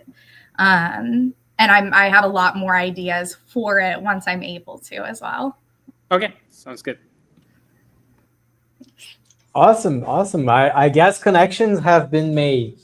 I hope so. Awesome. Yeah. That's what we're building here. We're building a community from people that are up there and people that are trying to get close and get up there. That's awesome. Yeah. And I feel like that I'm being repetitive here, but thank you guys so much. These discussions, that's what we work for. And that's what it's helping to build our community of vibe coders, hard coders, researchers, developers. Yeah, that's awesome. And thank you guys, you and all the judges, all the founders and projects that came before. And with that said, I can wrap up this AI demo day. And again, thank you very much. And I hope to see you guys again. We do have a judge that judged multiple demo days and presented his project as well. So I hope to see you guys on any side of the coin here. And thank you again. So let's bring Mateus up so we can wrap this up. And I hope to see you guys soon. Bye bye. Bye. Thank Thanks, guys. you. Bye. Everyone. Amazing projects today. Thank you everyone who participated. All of you who watched us until here. We are a little above the time. So Augusto, to wrap up, how do people find out about the calendar? Do you have the material there? So that Yeah. everyone So, can go. guys, to all of you that are still here and that are gonna watch later, this is our Venture Miner calendar. This is where we showcase all of the events that we're gonna bring it to you. We have interviews, we have virtual hackathons, we have demo days, we have async awards, we have it all. So please, you can go there, luma.com/ventureminer, and you can just grab your subscription. And with that, you can maybe be in our next month demo day. So we'll have a monthly occurrence, right, Mateos? So every last Saturday, we're gonna have demo days just like this one, and you can bring your project in any stage. You have a crazy idea you wanna pitch, and you wanna have feedback from great industry leaders like we had here for 3 hours and almost 3 hours and a half. Feel free to join and sign up. And these projects, they're brought together with great partners, right? We're building a community, and to build a community, we need to have partners. So great thanks to the AI Collective that supports us building these events, these amazing events that support us in bringing great industry leaders to judge and support us to find great projects. That's what we're having here. We're building a community, and they do this, awesomely. So, and also all projects that submit to an Venture Miner demo day and present their pitch at our Venture Miner demo days, they get eligible to participate in our Artizen Vibe Coding Fund. And Mateus, you are the man to speak about this. Please go ahead. Yeah, just to add about the I Collective, they have the founders, the specialists, and also they have a newsletter with a lot of great early stage investors, angels, and also it's a great way for you to have exposition. And about Artisan, it's our push to have a safe place for all the vibe coders to learn, to get funding, to get exposition, go to market for what they are building, what all of you are building, so that you can avoid the main problems, the main risks of vibe coding with enough guidance, with knowledge, with tutorials, with feedback from judges like we had.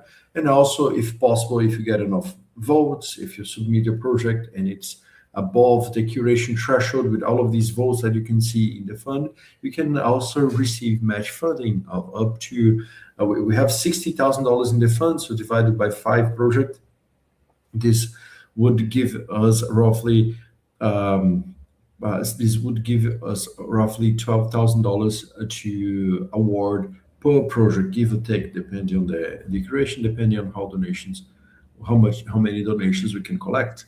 So do submit your project, subscribe here to the calendar so that you can get all the notifications.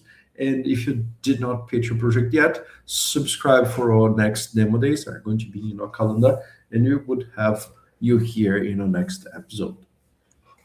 Awesome. Yeah, that's it, guys. Thank you all. Bye bye. Have a great weekend. Thank you. Bye bye.